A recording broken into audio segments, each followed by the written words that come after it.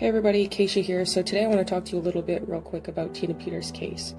So on April 9th, 2024, myself, Maureen Steele, and Ann Vandersteel all went into the state of Colorado to file a petition for redress of grievances. Tina Peters actually also signed this petition. In fact, she actually had exculpatory evidence related to the election fraud that was outlined in the petition that was not allowed to go into the court. The petition was not brought to the floor, and as a result, Tina Peters was unlawfully imprisoned.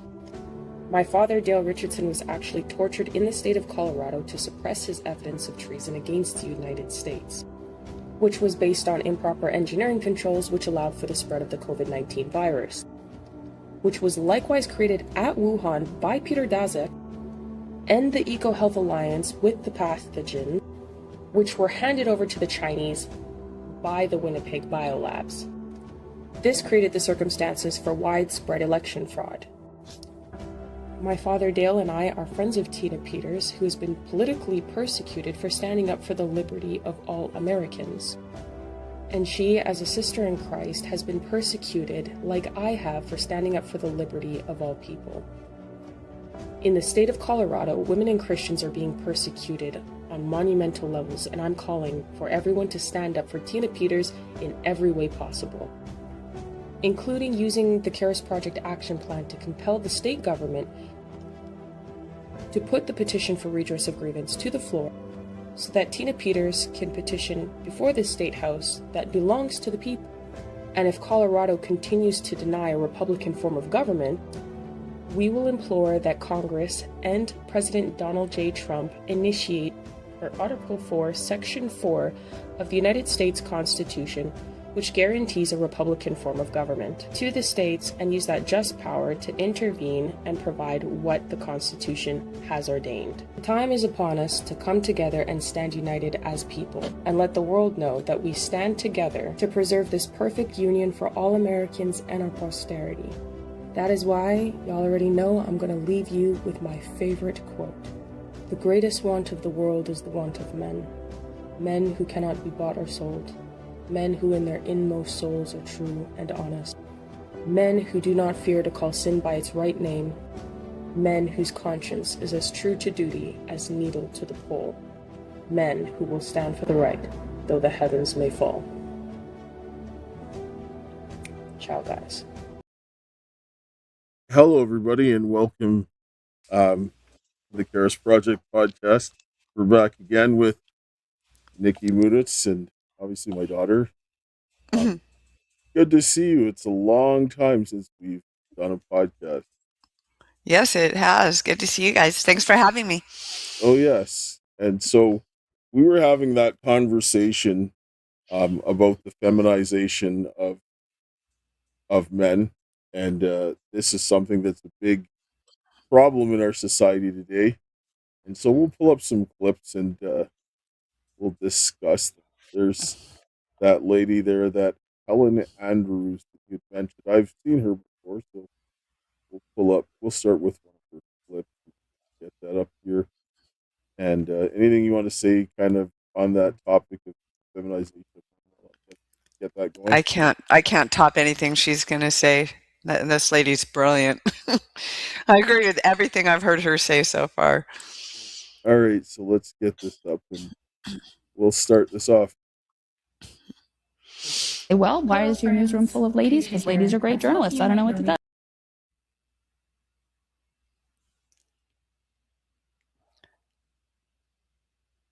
I can't hear you. I can't hear you guys. Sorry, I had Kaysha's video in there instead of actually her. I was like, that shouldn't be playing like that. All right, let's try that again. All right. The piece of evidence that persuaded me that that's not what's going on is the way institutions tend to become more and more feminized with the passage of time. If it were just a matter of women outcompeting men, you would expect institutions to reach 50-50 gender parity and then roughly stay there, if you assume that talent is equally distributed. But instead, we see that institutions that reach 50% women tend to then become 52, 55, 56. The one institution that's way far out at the end of that process is psychology, the field of psychology. Mm-hmm. 3/4 of graduate students in psychology now are women. It is an extremely feminized field. And we see that over and over in other institutions as well, although usually not so far advanced. As fields become feminized, what it looks like to me is they become distinctly unwelcoming to men. Because if you're a man and you're interested in psychology, maybe you're interested in particular branches of psychology that tend to appeal to the male mind more, like neuropsychology, the hard science stuff, whatever. But then you show up in your psychology department and it's a bunch of women and they are not interested in the same aspects of psychology that you are. They're not willing to debate with you in the way that you think academic debate should be conducted. You just find the whole atmosphere really, really feminized and you think, do I really want to spend my career here? I don't think I do. Or if you, I honestly can't imagine what it would have been like to be a male New York Times reporter during peak woke. Like, we all caught a glimpse of the internal workings of that institution during the Barry Weiss saga when they sort of bullied her out of her job. But it really did seem to be quite a toxic place with lots of backbiting and gossip and factions and teams and cruelty to people who work for your same employer, to whom you owe a duty of basic professionalism. So people seem not to be meeting that basic duty. And I think if you were a man, you would find all of that deeply alienating. I mean, any human being would find that deeply alienating. So what that means is if you're in an institution that has become feminized, it's only going to get more feminized as men find it unwelcoming and go away. If we now want to reverse that process, we may have to carve out little islands within psychology or journalism or wherever and say, all right, this is going to be a safe space for men to pursue this institution or this field in a masculine way, and we're all going to let them do that. And it's not going to be okay. Well, one of the things that occurred to me as you were talking is one of the reasons an institution might carry on with this sort of runaway feminization, to borrow a term from the climate change debate, is the other point you made earlier, which is that, like, I can easily imagine being me in a New York Times editorial room going in my head, well, this is all crazy. Like, why are we doing this? But if you feel the way the wind is blowing, you're probably not going to say anything. And so the corrective mechanism that would have existed once, which is, guys, what are we doing? That doesn't really exist because dissent is not part of the process. It's not encouraged and tolerated. It's punished and ostracized. That would sort of explain the runaway dimension of all of this, right? Definitely. Okay, that makes sense to me.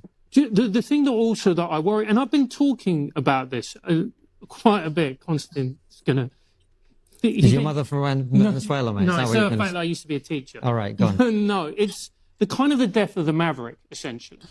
We used to see, whether it was in movie making or acting or journalism and all these professions, there'd be that kind of rebel voice, which was kind of accepted and tolerated within the industry because they'd be like, I mean, he's kind of, and it all frequently was a he. I mean, he's kind of kooky, but sometimes, he'll say things or do things. You'll be like, wow, that is genuinely brilliant. And he's the only one capable of that because he's got this, quirky, individualistic, rebel type mindset. And my concern is with the feminization, if it's true, and I believe it is, which values homogeneity, you're going to eliminate those voices.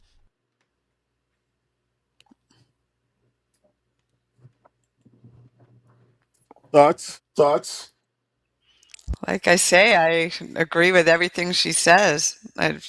Women in the institutions have not improved anything, and women leaving the home have made everything worse, as far as I'm concerned. I think women going into the workforce and paying someone else to raise their kids is one of the most detrimental things to happen to society. I agree. Who's got the microphone? Oh.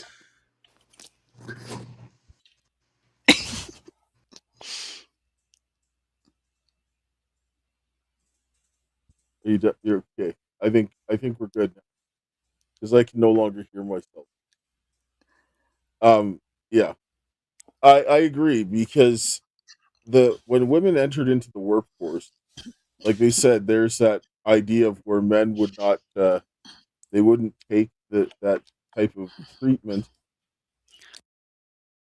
Okay, what what happened? I guess you have to log back in. When men took this, men would have this kind of treatment, they would normally buck up and say, "No, we're not going to do this because we're not going to take that anymore." But with the women coming into the workforce, it's going to they have a more of let's all get along type of mentality where men are like this before. I need to feed my family and my loved ones, and I'm not going to take this from you. And if you're doing something wrong, no, because I have to protect my family, right? So there's a little bit of that going. That's kind of came down. Plus, women are tribal. They start to they'll gang up against the men. Hold on, I'm going to turn my headphones up. What's going Yeah, on? yeah, So, like, men don't have a chance in there, like, because women are getting higher and higher up, and so then they have the final say, and they don't appreciate. Men shoot from the hip. Women want everything organized in its neat little package, and they want they want everything right in front of them to be all rainbows and unicorns, and they don't want to they don't want to deal with something hard now so that it can be better later, which is why usually the men are the disciplinarians in a family. The women are the nurturers. And so if women aren't focusing that on the family, then they're focusing that on whatever cause du jour they pick, which is right now illegal aliens, no matter what they've done. No, I mean, I haven't seen any of these useful idiots like speak up about the illegal aliens that are raping kids and murdering people, and but they'll get in your face to protect them from being deported. And they would probably say, well, no, we're not protecting those ones, but they're not being like distinctive at all out there. They're not being selective. They're not saying, oh, well, this one you shouldn't be deporting. They're just out there stopping ICE from doing its job altogether. So, yes. They're like not that some of it's bad. They're like it's all bad, yeah. right? It's not either or. It kind of like you're either all good or all bad, and that's really not the way the world works.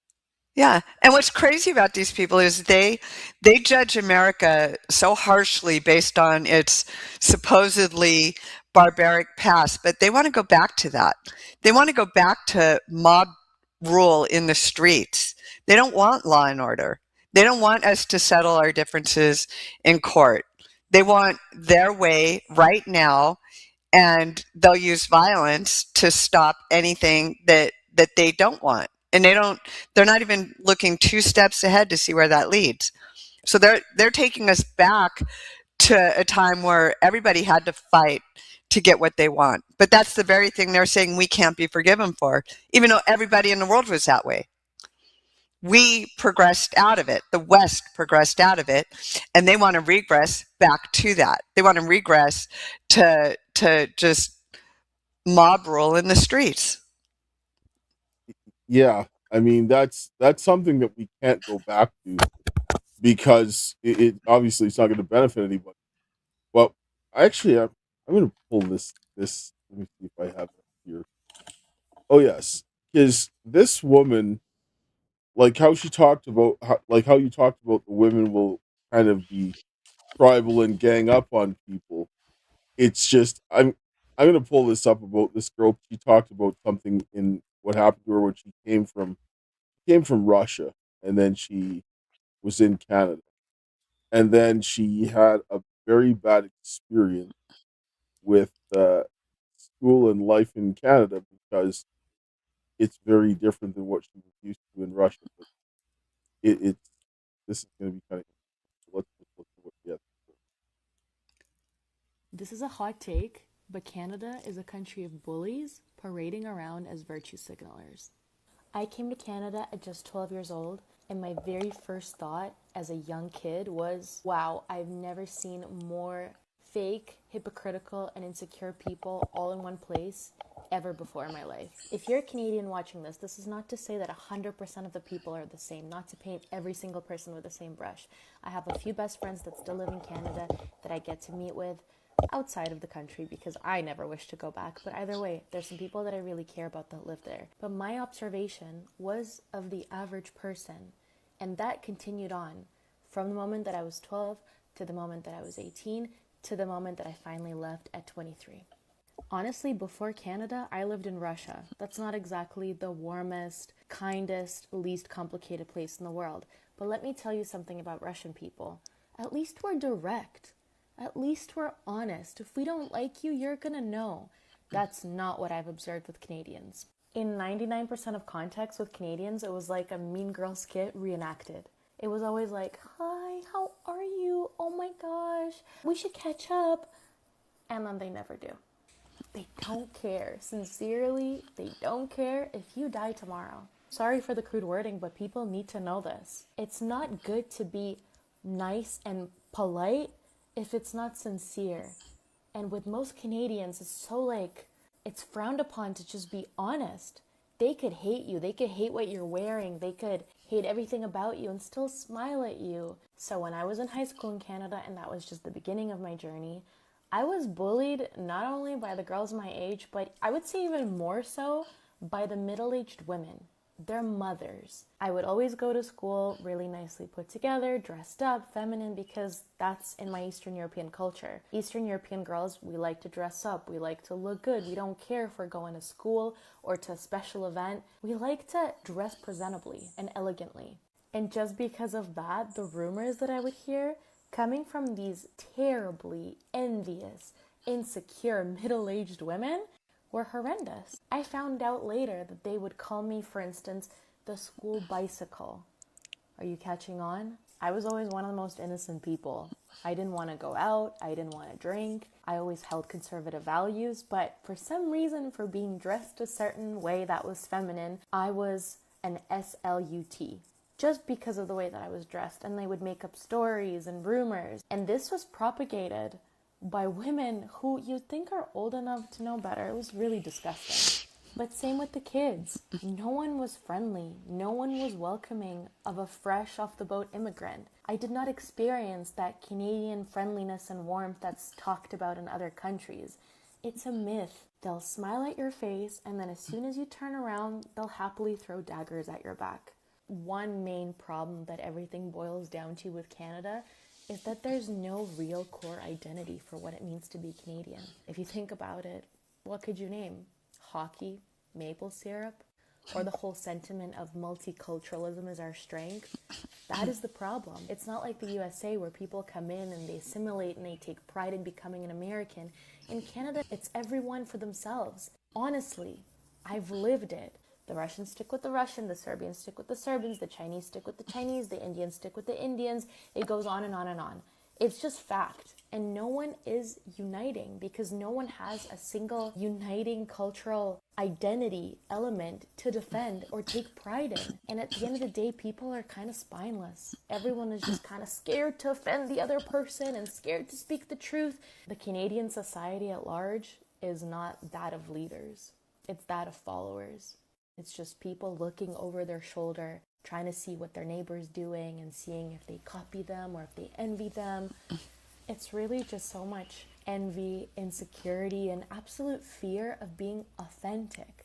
That's exactly what I experienced. I was authentic in high school. I was authentic going forward as well, but I'm just using high school as an example. People didn't like it. They didn't like it that I stood out. And then when I left, they didn't like it that I continued holding my own opinions, holding my ground. I genuinely did not see any love or pride in that country.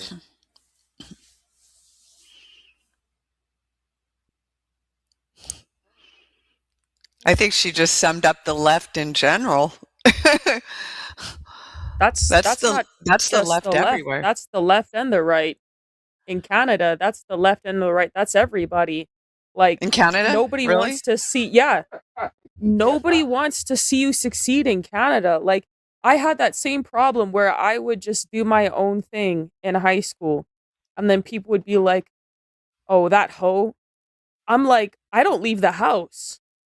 Like, I turned down these guys that try to come at me sideways, and they put a rumor that I slept with them. And then after that, I was like, I'm done with everybody. Like, I just done my own thing. And people were still always copying me, always following the stuff I want to do, but they were like the envy that she was talking about. That's real. And the adults do it, the kids do it. Nobody wants to be sincere or genuine. They'll say something to your face and then behind your back it's on go. One thing that I can appreciate about like America is that people will disrespect you in front of your face. And I can appreciate that because I would rather someone tell me that they hate me and like demonstrate it to my face than be like nice to me and then behind the back door. And it was weird for me because I grew up in a West Indian household. Like my dad's family, like my dad's born in Canada, but both of his parents are from the West Indies. So I had a very immigrant upbringing, and then all of his sisters had kids with Europeans.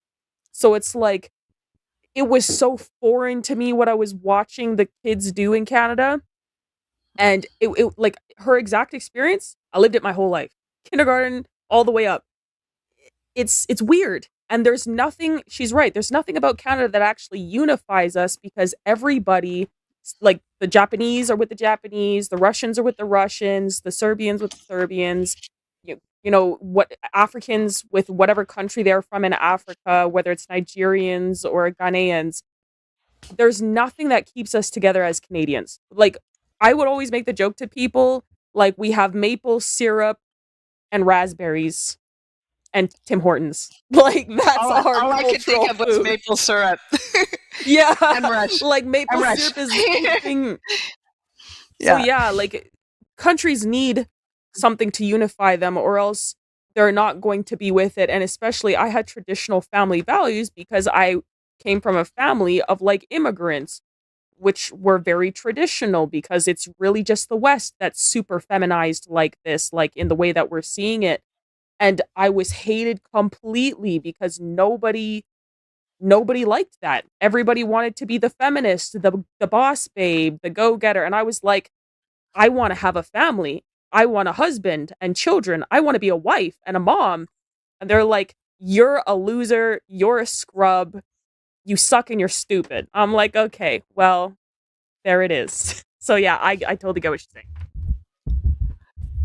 Yeah, I don't know what American high schools are like because I left home so early. I only went to 2 classes my freshman year and then I left home. But I know that, you know, I think girls are brutal. I think girls have always been brutal. Yeah. I mean, anyone who thinks like on the playground, anyone who thinks boys had it worse than girls, I was like, you don't know. You do not know how girls are out there, man. Boys, they'll get in a fight and then they're best friends. You know, like girls, they'll freaking poison you in the cafeteria if they can. They'll ruin your life. When I was in kindergarten, wait, can you hear me?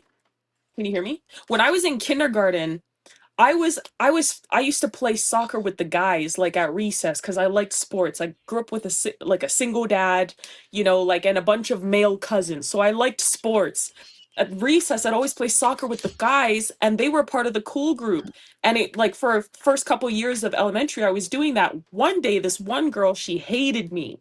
She absolutely hated me. I don't know why. She ended up she liked the guy, I think, that I was like friends with. He was a cool Well, now guy. you know why. She ends up being like, she tells man, if you stay friends with her, I'm gonna tell everyone that you're dating. So she blackmailed him into extricating me from the group. And then after that, he was like, we can't be friends because I have to focus on my school because she's gonna like tell everyone something else. And then he stayed friends with the blackmailer and threw me to the side. After that, I wasn't cool in school ever again. Like, after that, I was like, because you go to the school with the same people until grade 12. Yeah. I wasn't cool until I left, and then I was super cool. Like, because when I ran away, my sister and brother still went to school, and everyone was like, "Oh, Nikki's your sister." And I was like, suddenly I was like the coolest thing ever because I wasn't there. That's one of the problems is that these people are just like they're all suffering from like a groupthink herd mentality. And when someone stands out and goes against the herd, they all know it's kind of in their face that they're not being authentic, and they know that, and they don't like that, and so they'll lash out at the people who go against the herd. And as far as the unifying culture stuff that you're talking about, it's only going to get worse, because with smartphones and with the internet, every single person is an island of their own now. We don't have the unifying things we did when I was young. We all looked forward to holiday shows that were coming on TV. We couldn't just put them on whenever we wanted. We all listened to the same music because we were listening to the same radio stations, and we couldn't just go pick whatever song we wanted to listen to whenever we wanted to. And so there were things we had in common that we, like, now everyone my age, we love, like my boyfriend's band, he plays songs from the 70s that we don't hear very much anymore. And I look around every single time in the audience, and everyone's just like, they're all just smiling ear to ear. They're like, I forgot about this song. I forgot it. And it's a communal thing because we all listen to it together. And people aren't going to have that now.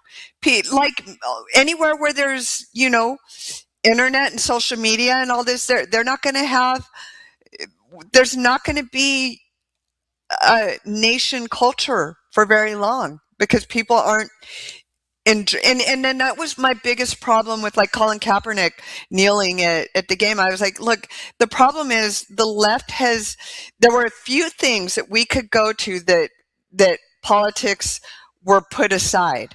We would go to sports. Like, that's what the Olympics were. Can you hear me? Yeah. Is that the Okay. face guy? Yeah, the guy with the afro that had Yeah. Oh, but my point, I was just, it's like, we need somewhere where we can all go and have a good time together, where politics don't matter. And the left made a very open and concerted effort to remove all of those. They inserted their politics in our sports, and it wasn't even open for dialogue. It was, you're going to listen to us lecture you, and you don't get to respond. And if you don't go along with it, then you support all the bad things that we oppose. There's no room for dialogue. And then they put out those little memos about how to deal with your conservative uncle at Thanksgiving and things like that.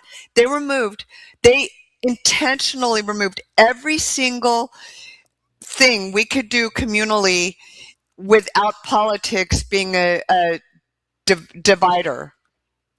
You know what, Nikki? I think you're right. When you said the left initially, I'm going to backtrack on my point a little bit, because I said it's the left and the right in Canada. But I think what you just explained there actually demonstrates why it's like that on the left and the right, because the left actually made it that way.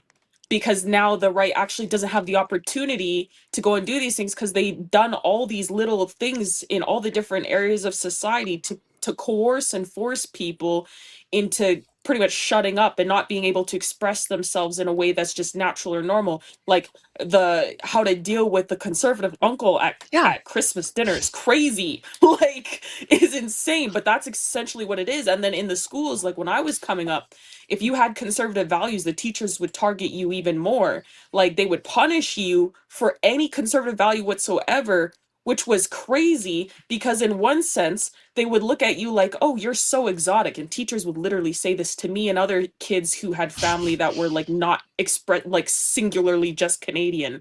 They're like, oh, you look so exotic. So you're attractive, but let's also punish you because you have the values that are conservative and family based and based on God. And they wanted to completely shut you out of anything like that. They wanted you to be completely liberal and like free spirited, free minded, whatever. And you were cooked. You're pretty much cooked, because as a kid, if you're in school and you want to like have friends, you want to do well in class, if the teacher hates you, we're supposed to have like, a neutral grounding, but if teacher hates you, you're not getting good grades. Like, that's just what it is. Like, and think about it, that's a common experience. Yeah, and schools are supposed to teach you how to think and how to explore. Yes. And instead, they're not what to think. cramming Yeah. conformity down your throat. And the adults Right. are the bullies now. It's like the kids are bullies Right. too, but the adults are bullies, and the adults The are doing the adults peer are. pressure. Yeah. So how When I is a was in kid school, supposed to? Go Go ahead. ahead. Go ahead. No, I was just going to say, how are kids supposed to stand up to that? They're hearing it from Exactly. kindergarten now, Yes, which because when I also was in leads to all school, the trans stuff. Go ahead. yes, and I dealt with that too. Like, and when I was in school, the teachers would I would like being by myself, and the teachers would tell me, Kaysha, you're a ringleader. You have to be friend. Like, they would blame me. I would try to be by myself, and they would still blame me for the actions of other people, and then while simultaneously telling me that I need to be friends with people. It wasn't until high school where I was like, F this. I don't want to be friends with anybody. I'm gonna be by myself. And I ended up being so much more happy. And like, you were more popular when you left, I was more popular when I left too, because then everybody was like, oh, Kaysha, she's off doing this and whatever, by myself. And then I was like, oh, I'm much more happy. And I think if the teachers didn't push me in so many different ways, like when I was younger, like from kindergarten all the way, I would have found the things that I enjoy a lot more peace a lot earlier on, instead of people trying to be like, oh, well, you need to do this, you need to do that. They try to force kids to do things and then blame them for the bad outcomes that the kids are doing. And it's like, you're causing it. And then when you try to tell them, oh, well, my father told me to do this, or my granny wants me to do this because I was raised by my dad, my grandma, and great grandma, then they would tell you, you shouldn't be doing that. Your parents are wrong. They would straight up tell you. And then they give you to counselors, and then the counselors would tell you, your parents are wrong, and this is why, and this is abuse, and this is bad mindset, and you need to do this. So they're like, they target the kids that are conservative and try to do their best to actually coerce and force them into a certain ideology. And I was the kind of person as well. The kids that stand up for what's right and try to fight against the wrong things, if you try to defend yourself, you get suspended. I was suspended so many times for defending myself or defending other people. And the teachers will punish you more than the perpetrator. And Yeah. like the woman said, it's always the female teachers. It's Yeah. always the female vice When I president, the when I female was a teachers, the runaway, female counselors, all of them.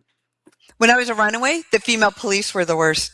Oh my gosh! Because I spent Yes, I they spent are. half my time avoiding the police. If it was a female cop, I was like, oh man, I'm screwed. Because they're trying so hard to prove that they're tough, that they can do it, and they will just be tyrants. But think about it. How Yes. crazy that is with the teachers, is that it doesn't even occur to these people, and this is again common across the left. It doesn't even occur to them that they're wrong. It doesn't even occur to them Right. that maybe there's other ways to live, which is why I won't call them liberals, because liberals supposedly live and let live. You do your way. I agree with your right to choose however you want to live, whatever. And the left doesn't do that. The left will not tolerate any kind. They say diversity is our greatest strength, but the only diversity that really matters is diversity of thought, and they won't tolerate that at all, not even remotely. Right. It's And, insane. like, and now you have kids out on the street. Yes, and that's why I used to be a liberal when I was growing up. Like, I wouldn't declare myself like liberal or conservative, but I was more on that liberal mindset because I was live and let live. You do what you want to do, I'll do what I want to do. Right. The teachers, like you said, though, the females would be the worst. Like, the female teachers would make you feel stupid more than anything, but the men teachers, they were always like, I see potential in you in this way, and this is what you can do. I remember one class when I was in high school.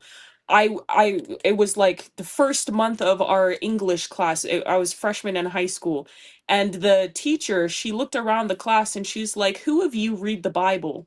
And I was like, me, and I was the only one that put my hand up, and she was like, I can tell. And I was oh my God. And she goes, well, I can tell you don't. Right. And she really liked old old English stuff like Shakespeare and all that other stuff, and she did attribute my understanding to those things and that old type of English and whatever because of the specific version of the Bible that I read. But she was like, I could tell. And she's a very sweet teacher, but at the same time, there's things that teachers do intentionally to out children and point things out to kind of Yeah. like embarrass them. And it's just like, that's not And how then you it do gives all that. the You know other what I mean? kids permission to pick on you, which is Yes, what and they're they did. doing. And they did. Yeah. Yes. Yeah. You know, one So thing it's when a you were system just set up to fail. Yeah. Go ahead. Well, when you were just talking, one thing I thought of, because I think like my best teachers were men. And one thing I think is Yes. men don't take it personally if you don't think like them. Women do. No. Women act like it's an attack Yes. on their very existence if someone doesn't think like them. And so that's why women teachers can be so. Now, with all this said, I've got to say, my son, the best teacher he ever had was a woman, and she saved him because he was like Wow. really struggling because my oldest son had died, and my two younger sons were trying to pick up the pieces, and he was really, really struggling and kind of just ready to give up. And this was in the 3rd grade. And she just it's like she worked so hard on him, showed him so much love. Wow. And then she even said, I want to make sure he goes to a good teacher in the next grade. And she made sure that she directed where he went. So Wow. I want to say there are good female teachers out there, but I think my best Yes. teachers were men. For one, because I think more like a guy, and I need logic. I don't like gray. I like black and white. I love math. I like It's the INTJ mind. right. And women are I don't understand like when the rules change all the time, and that's what happens when you're ruled by your moods, when you're ruled by your emotions. The rules change all the time. So Go ahead, Dal. yes, now I need to get a word in now, Ed. Between these two women talking. Yes, but what I'll say right now is that in these last 6 years dealing with all of this stuff, by far the worst treatment that I've had were from women. Yes. And this is what it is. Because with the feminization of society, the feminized men are getting placed in positions of power. So they're looking at these men and they're like, I can compete with them. But when you have the masculine men that come in, there is no possible way for them to compete.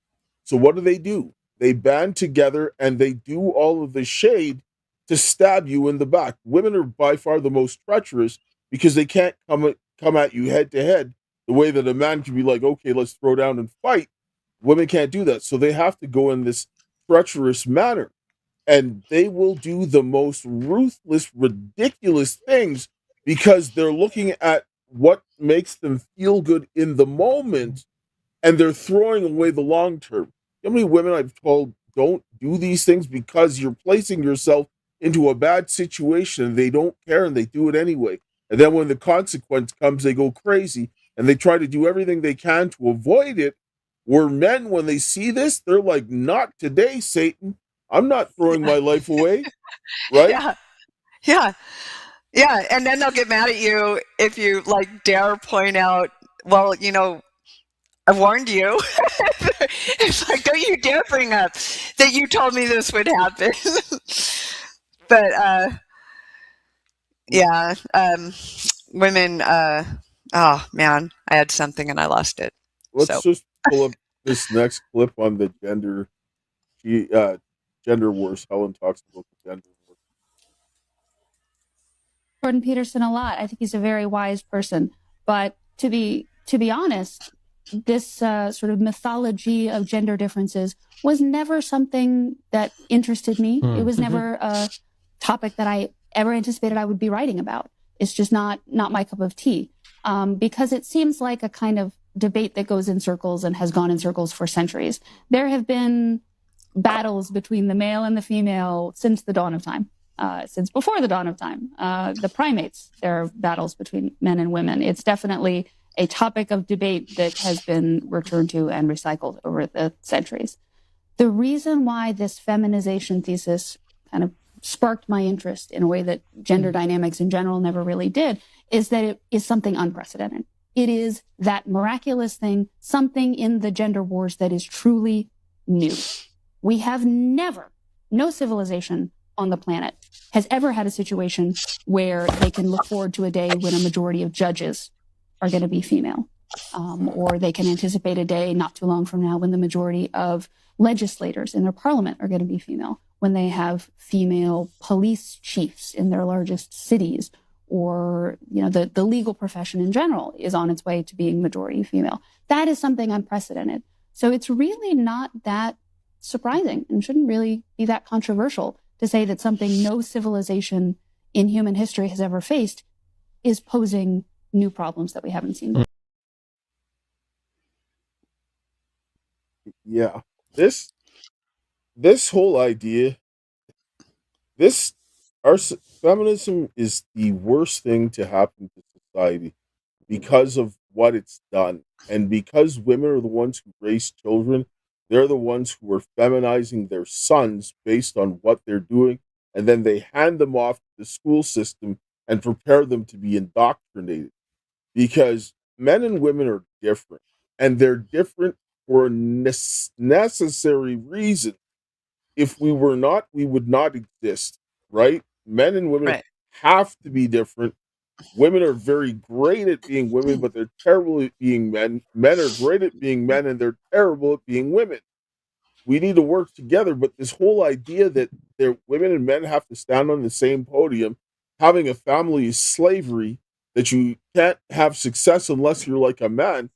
Well, I'm in my 50s. My daughter is not in her 20s.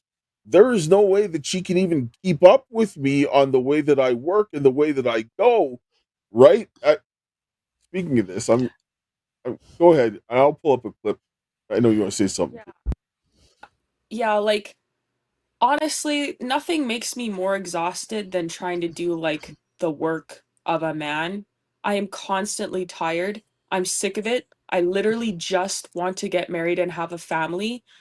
I can't like I feel like I'm going insane in some way, like trying to constantly do things that are not natural to the female mind or body. Like this is the most evil thing I think you can actually do to like society, like in women. One of the most evil things, trying to make them believe that we belong in an area where we're supposed to compete with men and constantly be surrounded by men doing the work of men. It's like, why is it not normal for me to be like, you know what, I want to get married, I want to listen to a man, I want my boss to be my husband, I want to wake up and him tell me what to do every day, and then us have kids and like have a cohesive network within ourselves. You know how you said like things are always changing, the rules are always changing, and you never know like when it's a woman in charge? That's what society feels like right now, and that's what it feels like when you're a woman in the workplace or like in anything to do with men in general. It feels like the rules are always changing, you never know what to do because you can't mitigate the risk of all the danger that's coming at you from all the different angles. And then when things finally start to implode, or like just mines are going off everywhere, you're just sitting there like, oh my gosh, what the actual hell? And then you're like, what am I going to do about this? I don't know, because I didn't calculate for this. So I don't know. You're just like, I wish I was just in the country somewhere, just with some kids and a husband, minding my own business in some hole where no one would ever see me ever again. So yeah, that's what I feel.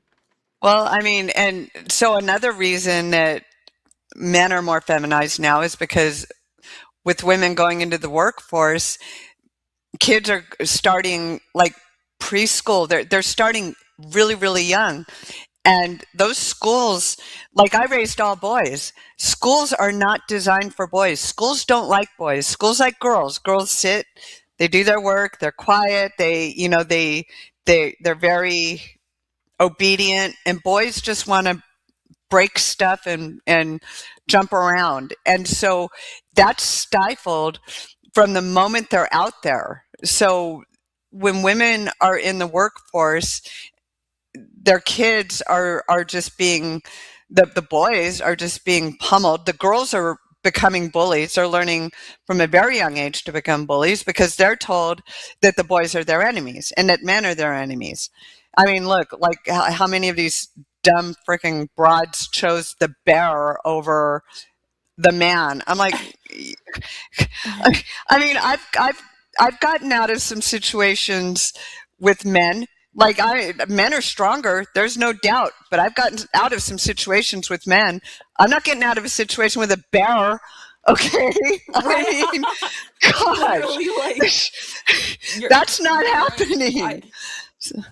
I was a substitute teacher a little bit in the US, and the teachers actually promote the girls antagonizing the boys. When the boys retaliate because they're young, they're going to push back, they're going to hit, they're going to get frustrated, they have pent up energy, they're going to hit them back, and then the girls get upset. The teachers punish the boys, and then the boys are sitting there writing like letters of like despair, literal letters of despair, like, what have I done to make you hate me, and all these things. Like, I'm like, this is a little boy, like, understanding circumstances at like age of grade 2 or grade 3, It's like in ways that this girl horrible. can't even comprehend. Yes, and Yeah. they're just sitting there like ruminating in turmoil, like, why am I being punished? And it's funny what you said about the bear, because the Bible actually says it's better for a man to be with a bear who just lost her cubs than with a contentious woman. So it's funny how it's actually the reverse.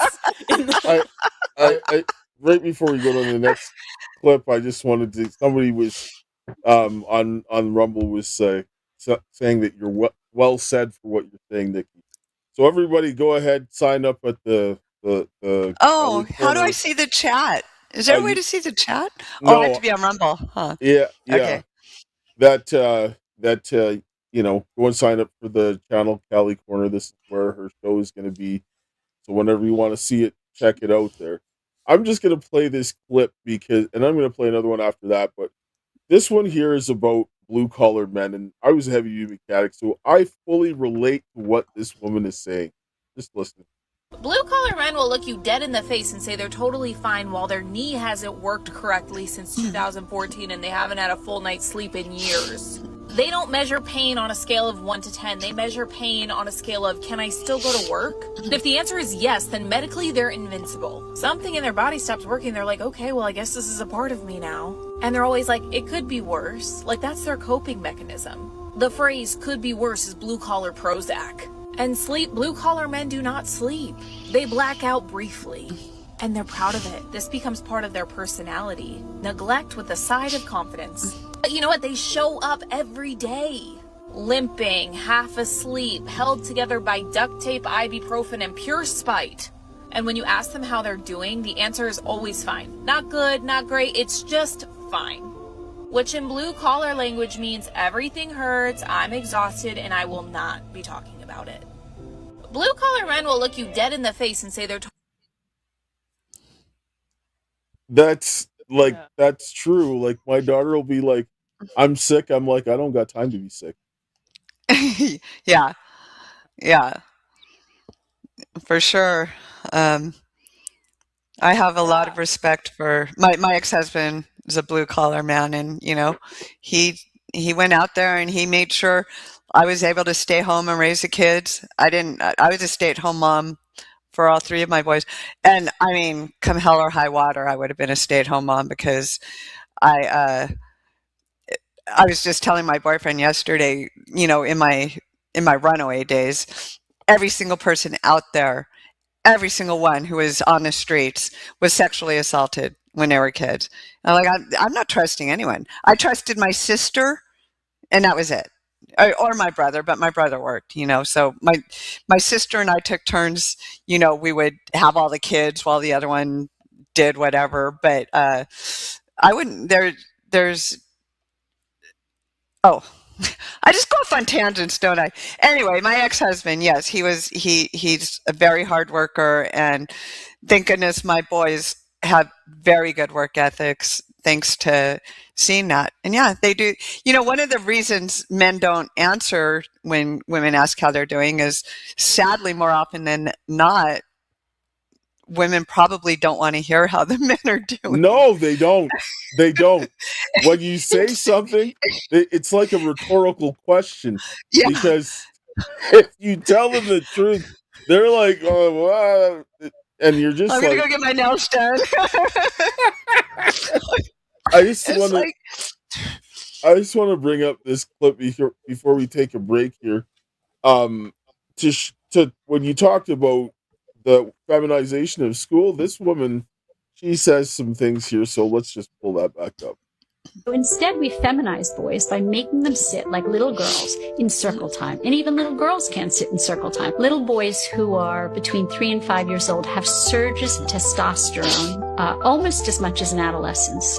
Wow. And so they need to run and jump and push and explore, and they're not getting to do that. Instead, they're sitting quietly and they're going crazy. So basically what we're seeing is distractibility in a lot of these little boys is just stress, because what we're doing is by forcing a little boy who's meant to be running and jumping and playing physically and learning about the world physically to sit quietly in circle time, the frustration tolerance is not there. Right? So we're doing that to little boys and we're labeling them. And then if they can't sit in circle time, the school calls parents and says, your child has ADHD. We'd like to medicate your child. Right. So does that suit the schools? Of course it does. It suits the schools because they get a quiet little passive sedated boy. And 100%. They tried to do that to my son. They tried to say he was ADHD. And I was like, you're not medicating my son. No, they put him on speed. Yes, I have ADHD, and when I was a kid, they never said that anything about me that in school, because they let us run. We were doing our stuff and all kinds of stuff, but I knew I had it because I was distracted like crazy. Like I knew things, and then I would make some mistakes because I was so like on the go, right? I knew that was an issue, but it wasn't me. They didn't ever medicate me in school. I realized that when I was older, and it was like things started to go sideways, and you're just like, wait a second, it's getting worse. So I went and dealt with it. But it was, when I was a kid, I was fine. They didn't drug me. They just a smart society would channel boys and girls in the directions that they should go. Boys should be the first half of school should be physical stuff. Put a rock climbing wall. Have them doing, obstacle courses, get all that energy out. And then they have lunch, and then they come in and they can do the reading and they can do the writing when they've gotten all that energy out. And they should be learning some kind of a trade. Boys and girls, when they graduate from high school, they should have the capability to walk in on a job and know what they're doing. And they don't have to stick to they don't have to like pick a career for life, but just something that they could do when they graduated. So, because people are graduating high school these days and they're not equipped to do anything. But boys should be, they should not be sitting in a classroom all day the way girls do. It should be different for boys, and teach them how to be protectors. Because that's what boys are. That's what men are. Most people, I agree, and most kids would learn a trade if their mothers were stay-at-home mothers. Like what you're talking about, actually, mothers used to teach kids how to knit, crochet, sew, embroider, cook, clean. My grandmother, she taught me all of those things. All of the traditional things that a Proverbs 31 woman is supposed to learn. School is actually not there to teach you it. Your home is there to teach you it, but because the mothers are no longer there to do that job, they actually can't do it, and which makes it harder for the boys to get the attention that they need when they go out into places to get the teaching that they need to be actual men. Because if women were not in the spaces at all where men were, then this would never be an issue. It would never even be a second thought. Like, that's really what a big portion of the problem is. Women in places where they're not supposed to be, taking the jobs and position from men to do the work of men, to lead those other men, and the women are leading people into destruction and chaos because the rules change with their feelings. And then women don't know how to be women because their mothers aren't home. Men don't know how to be men, and everything is completely corrupted. By the time they finish school, women, it should be very normal for a woman to be going through school being like, okay, well, you know what? I really can't wait to become an adult and have a family and find a man who will love and protect and care for me, and that I can work together with him as a wife, a helpmeet, and have that family and have that God-centered life. Whereas a man should be like, you know what? I can't wait to become an adult and actually go out and work and do this trade, and this is what I want to do, and this is the kind of family I want to acquire, and this is how I'm going to do it. we don't even do that anymore because now they're telling the girls, oh, well, you got to go be a boss, babe. Like, even in the church, the pastor of my church, their family, the daughters, they were like, oh, when I grow up, I want to be a doctor. I was like, I want to have a family. They're like, oh, well, my kid's going to be a doctor. Well, good for your kid. I want to reproduce. Yeah. What you're going to say? Well, not only that, but this is something that people really don't put enough value on is a good home. And that's what I mean, the most successful, admirable woman in the world is a woman who can provide a good home. And that doesn't mean the way the feminists describe it, that you're a slave in the house for an ungrateful man. No. First off, if you're really good at it, the man should be grateful. And if the man's not grateful, then you picked lousy in the first place. So maybe pick better, I guess that's another story. But there's nothing more valuable and good for society than providing a good home. And when women are in the workforce, that's not happening. And then it's a cascading effect because now the kids don't know what a good home looks like. And so why would they aspire to something they've never seen? And again, I think that's by design.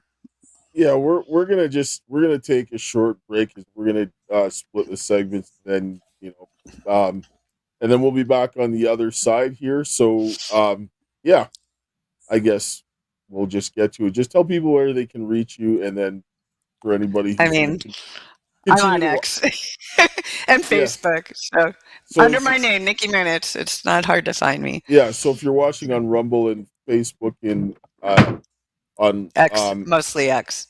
No. Vocal, you'll see the links in the description. And we'll be back just shortly after this break here. I will close this segment with a prayer, and then we'll be back on the other side in a few minutes. Heavenly Father, Lord, we thank you for this day. We thank you for your love, grace, and mercy. We thank you for the hope that you've given us this day. And Father, help the men and the women to come together to rebuild their families, their churches, their community, our nation, and that we can have some protection for the children is my prayer.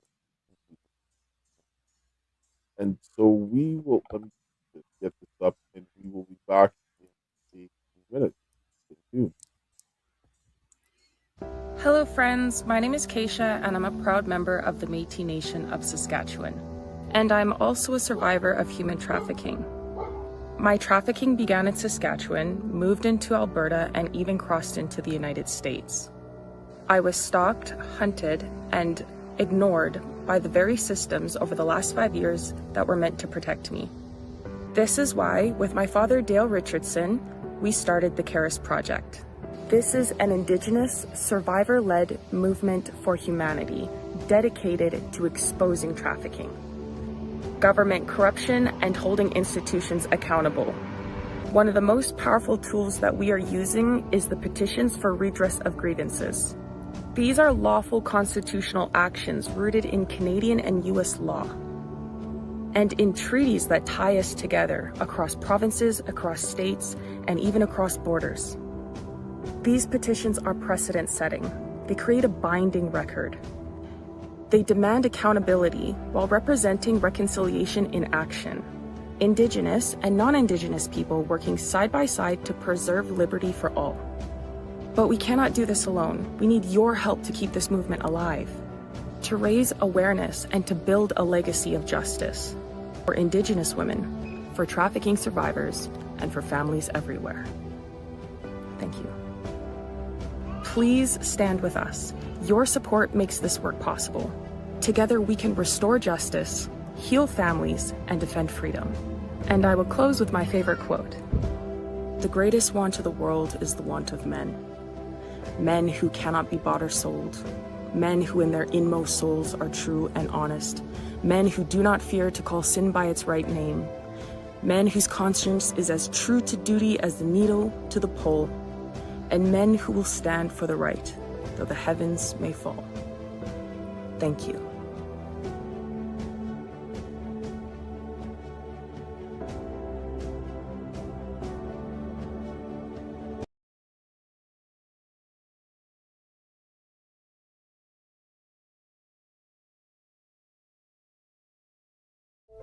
What starts here changes the world.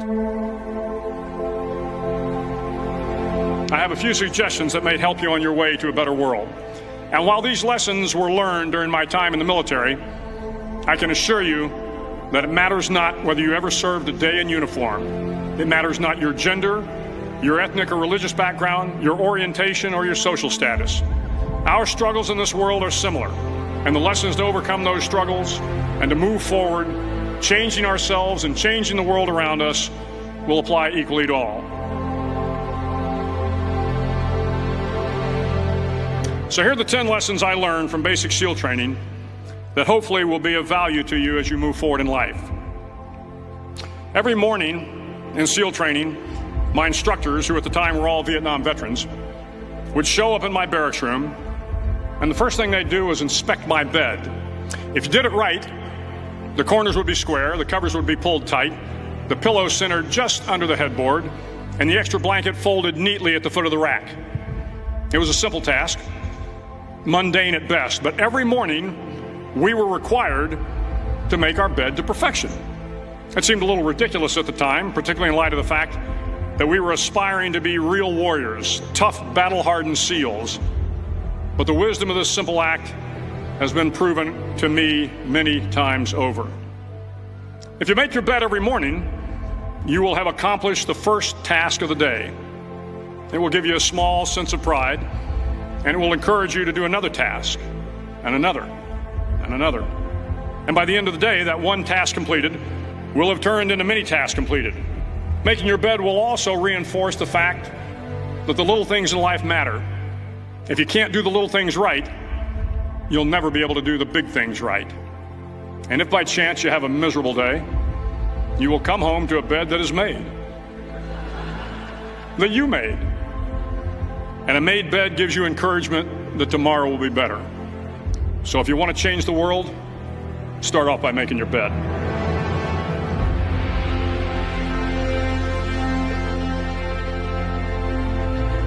During SEAL training, the students are all broken down into boat crews. Each crew is 7 students, 3 on each side of a small rubber boat, and 1 coxswain to help guide the dinghy. Every day your boat crew forms up on the beach and is instructed to get through the surf zone and paddle several miles down the coast. In the winter, the surf off San Diego can get to be 8 to 10 feet high, and it is exceedingly difficult to paddle through the plunging surf unless everyone digs in. Every paddle must be synchronized to the stroke count of the coxswain. Everyone must exert equal effort, or the boat will turn against the wave and be unceremoniously dumped back on the beach. For the boat to make it to its destination, everyone must paddle. You can't change the world alone. You will need some help. And to truly get from your starting point to your destination takes friends, colleagues, the goodwill of strangers, and a strong coxswain to guide you. If you want to change the world, find someone to help you paddle. Over a few weeks of difficult training, my SEAL class, which started with 150 men, was down to just 42. There were now 6 boat crews of 7 men each. I was in the boat with the tall guys, but the best boat crew we had was made up of the little guys, the Munchkin crew, we called them. No one was over 5'5". The Munchkin boat crew had 1 American Indian, 1 African American, 1 Polish American, 1 Greek American, 1 Italian American, and 2 tough kids from the Midwest. They out-paddled, outran, and outswam all the other boat crews. The big men in the other boat crews would always make good-natured fun of the tiny little flippers the Munchkins put on their tiny little feet prior to every swim. But somehow these little guys from every corner of the nation and the world always had the last laugh, swimming faster than everyone and reaching the shore long before the rest of us. SEAL training was a great equalizer. Nothing mattered but your will to succeed, not your color, not your ethnic background, not your education, not your social status. If you want to change the world, measure a person by the size of their heart, not by the size of their flippers. All right, everybody, welcome back. I like to play that because we are literally at war, and I listen to what this guy has to say than a lot of these influencers that you see coming online and so forth. And speaking of the feminization, a lot of these influencers that you see on the spaces, and even in government positions, they put some of the weakest men into those positions, and they will platform them, and they'll get the women looking at the weak men, and look at the whole Epstein situation. Now they're crying for men to help them, and what are these guys doing? They run around acting like women, right? Like, what are they doing? Nothing. And the men that need to be doing this stuff, they've all kicked them in the face because they taught that the men that are like them, those are the good men. But the men that will make them feel bad sometimes because they need to get things done, well, that's toxic masculinity. Well, if somebody's pulling you out and the building's burning down, you're not going to care about feelings. They need to get you out as quickly as you can. It might hurt you a bit, but it's better than being burned alive in the building, right? That's really it. Yeah. But these people are so coddled that they don't know, they really don't picture themselves in the kind of situation, in life or death situations. That's why they're so eager to protect criminals. Everything is, I think people have a hard time understanding that things happen in the real world. They think everything's on their screen until it hits them. Yes, speaking of this, I'm going to bring a clip up about some of the things that influencers are pushing. And this, like, I came across this and I said, we got to put this in. So this guy was listening to one of the guys here and their advice. And this is Myron Gaines he was talking to.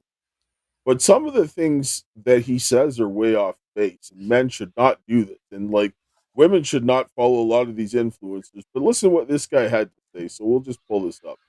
He is speaking facts. A brave Christian just exposed this YouTuber and left all speechless. I've watched almost every single podcast you ever did for about a year and a half. So much so that I bought into a lot of the things that you said. And for about 2 years, it led me astray and significantly damaged my personal life, including relationships. How did it lead you astray? Well, you told me to go sleep with a bunch of women and date multiple women at the same time, which I did. And it significantly damaged my life. And it wasn't until I actually turned around and started listening to Jesus Christ that I was saved. Now I'm happily married. I have one child now with another one on the way, and I've never felt happier. But I felt... Congratulations, that's good. That's really good. Thank you. And I know you're not against that, but my concern is what you're saying to men leads them astray, because I'm a walking example of it. And I think you're significantly damaging people, and especially you're leading people away from morality. Women are not sex objects. Women are created in the image of God, and they are valuable, and they should be treated as such. Why should God give you one of his children if you don't even know how to treat them? And this is one of the things that I had a huge issue with, because going and running through a bunch of people, women, is not good. Men are wired for loyalty. We are loyal. We're loyal to our friends. We're loyal to our family. Now, if a man goes and sleeps with a bunch of people, he is no longer loyal. If he's cheating on his woman, he's no longer loyal. How can he command loyalty with his actions when he's being disloyal himself? That can't happen. That's weakness. Doesn't mean just because. I mean, I think that's one of the things that I'm discovering about the Bible, because I'm only just reading. I mean, anyway, I'm reading the Bible now. After Charlie Kirk was killed, I'm reading the Bible, and one of the things, I think the reason that its wisdom has lasted for, I mean, obviously way past 2,000 years, but the New Testament is 2,000 years, is it teaches us how to be happy. I mean, that's not the goal, but we're happy by reining in our animal instincts. Those influencers that are saying go sleep with a bunch of women and stuff, they're saying run with your animal instincts. Well, nobody's happy doing that. I know guys that sleep around. Not one of them's happy. I've never met a guy who sleeps around who's happy. And like, when I sit back and people need to spend a lot of time at the beginning of the Bible, because God lays things out. And the men should be able to pick up on what God does because we speak by our actions. And so he lays out the order of things, and men was to protect her because the life and death stuff, God said to Adam, he didn't say it to Eve. Adam told it to Eve because Eve wasn't around yet, and all these things. And he sent him to go in and get the house prepared and everything before he made her. So men are supposed to be the ones that go in to create the critical infrastructure for their families, right? And all this kind of stuff. And then when I look at it, the first time they ever mentioned a man with two women, he was the guy he was one of the descendants of Cain, and he was more wicked than, right? And he said he killed a man. He probably killed the man to take his wife, right? Like, is that the example you want to follow, right? There is, I have to say this is off track, but Yeah. I thought in the Bible a few weeks ago, I think it was Jacob who, he married Leah and he married Rachel, and I think it was Jacob, but it might have been someone else. But anyway, the wives kept giving him their handmaidens Yes. to have babies with Yes. him, so that and so he wound up like sleeping with 4 women because it was one wife and her handmaiden and the other wife and her handmaiden, and they kept going back and forth because they were competing for having. I'm like, oh my gosh, this is crazy. She was like, give me a child, and he was like, am I God? Yeah. Right? Yeah. And actually, when Abraham went ahead and took the handmaiden, God rebuked him because then he's like, get rid of the woman and her son. And he's like, listen to your wife because you shouldn't have listened to her in the first place. Right? Because every time you see that, there's always problems. And this is why. Yeah. We weren't Women designed too. for that. Women were told, sexual liberation, you'll be happy. Women aren't happy. Women need a connection. Sex isn't even physical for women unless they have a connection. It's like, I've met women who are like men in the sense that they see a guy they don't even know, want to have sex, and I can't wrap my brain around that because you have to win me over with your mind and like I've never looked at a guy and thought, ooh, I want him. Like that has never happened. I can't relate to that, but women aren't happy doing that. Men aren't happy doing that. What makes you happy is channeling everything that's best about you into. It's like what's that? I don't know if it's a proverb or what, but you need to plant a tree under which shade you won't even be sitting because you're focusing on building something that's going to be around a long time after you're gone, and you want it to be solid, and you want it to really, branch off and create more solid trees. I'm butchering it, but you get more satisfaction and reward out of delayed gratification, out of doing what's right. And, someone told me once, easy choices now, hard life later, hard choices now, easy life later. And that really stuck with me. Sacrifice a little bit right now and do the hard work. And, I want to coast in my old age. I'm okay doing the hard stuff while I'm young. Not that I'm young anymore, but I don't want a lot of hard stuff when I'm old. No, for real. I definitely agree with you. I'm the same way. Like I've never been the kind of person who was like visually stimulated by people. I always had to be like mentally. So it's like I would look at people and I could acknowledge you might be objectively attractive, but you might be a retard, and that's not any benefit to me. Like you might it might, no, seriously, because like, and I posted about this last night because I was thinking about it, and I was like, what a truly harrowing experience it is that most women today can't look across from them or look at the man that they love or care for and understand that that person is a genuine person to them, that person can look at them and be like, I know you, we know each other.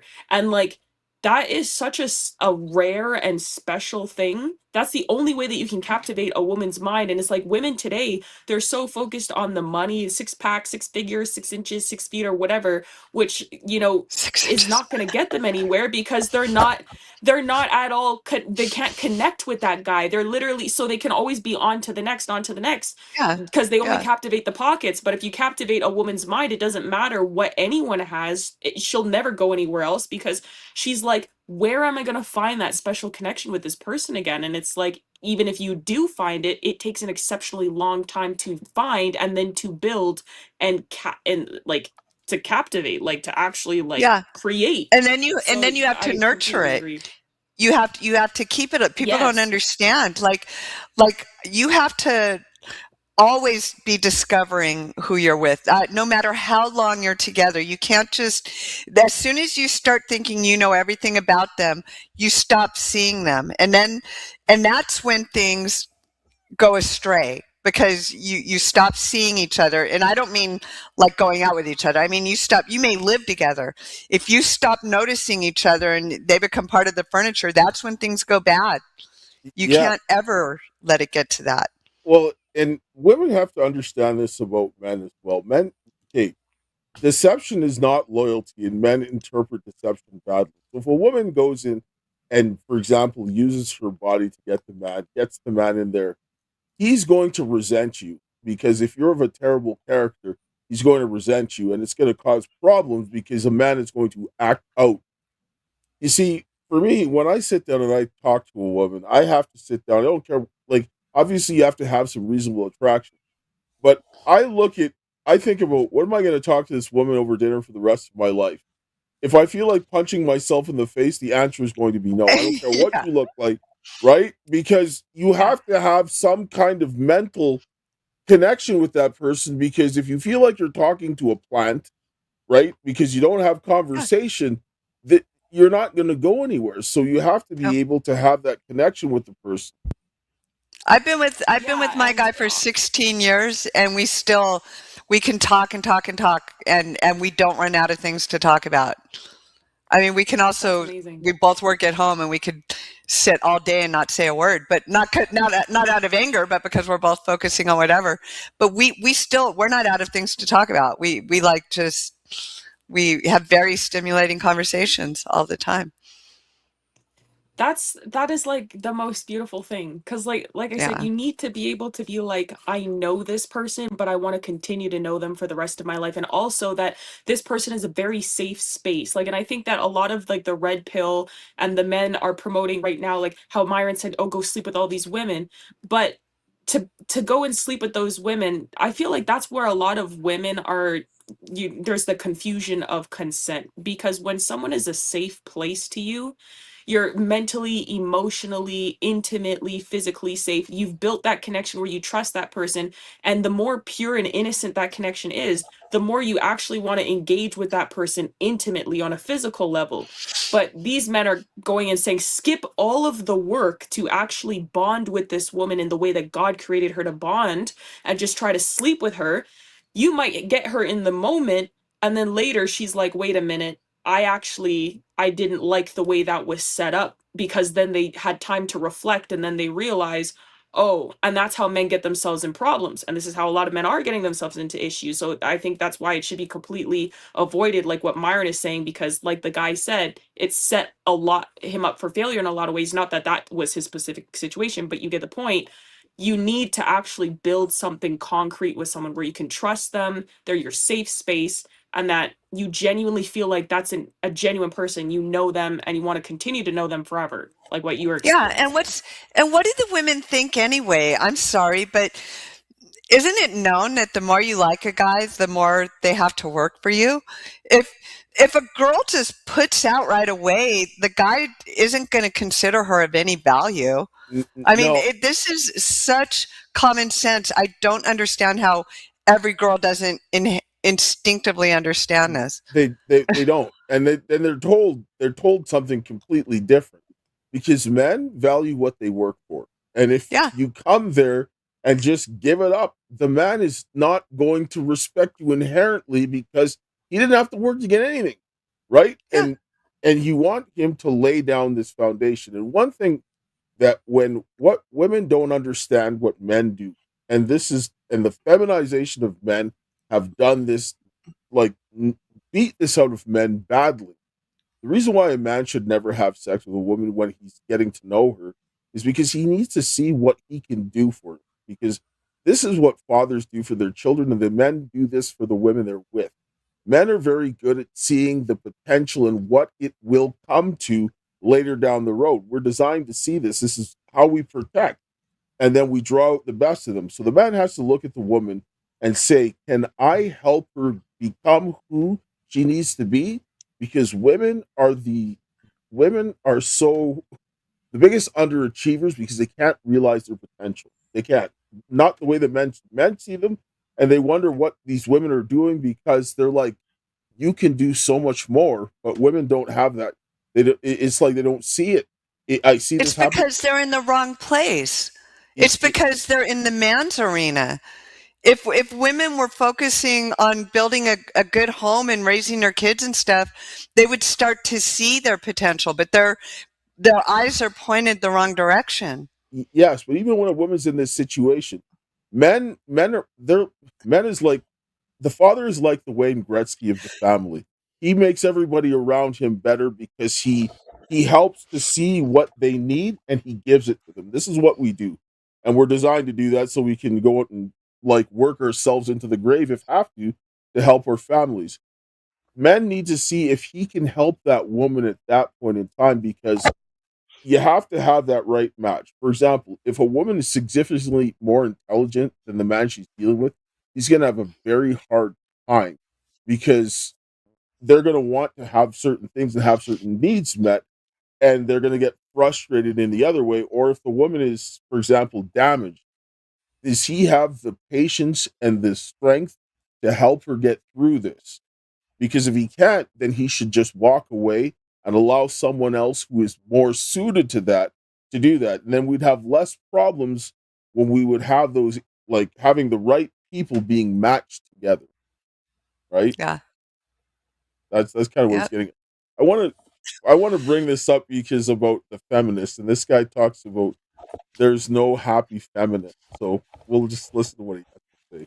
Let me ask you a question. Have you ever met a happy feminist? Yeah, me neither, because they don't exist. Feminism sold itself as empowering women, but the reality, it didn't empower anybody. It recruited women, it enlisted them, it turned them into political chess pieces in a game so big they don't even know what board they're on. You want to know what the real purpose of feminism is? Read End of Woman by Carrie Gress. She lays it out plain. Feminism is not about elevating women.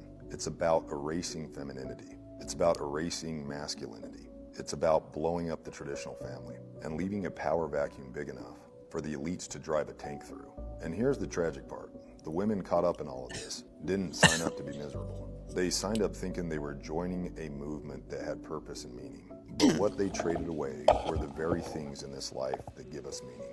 Family, connection, partnership, motherhood, feminine strength, and masculine support. They traded all of that for an ideology that promised empowerment, but delivered resentment instead. So let me tell you a story.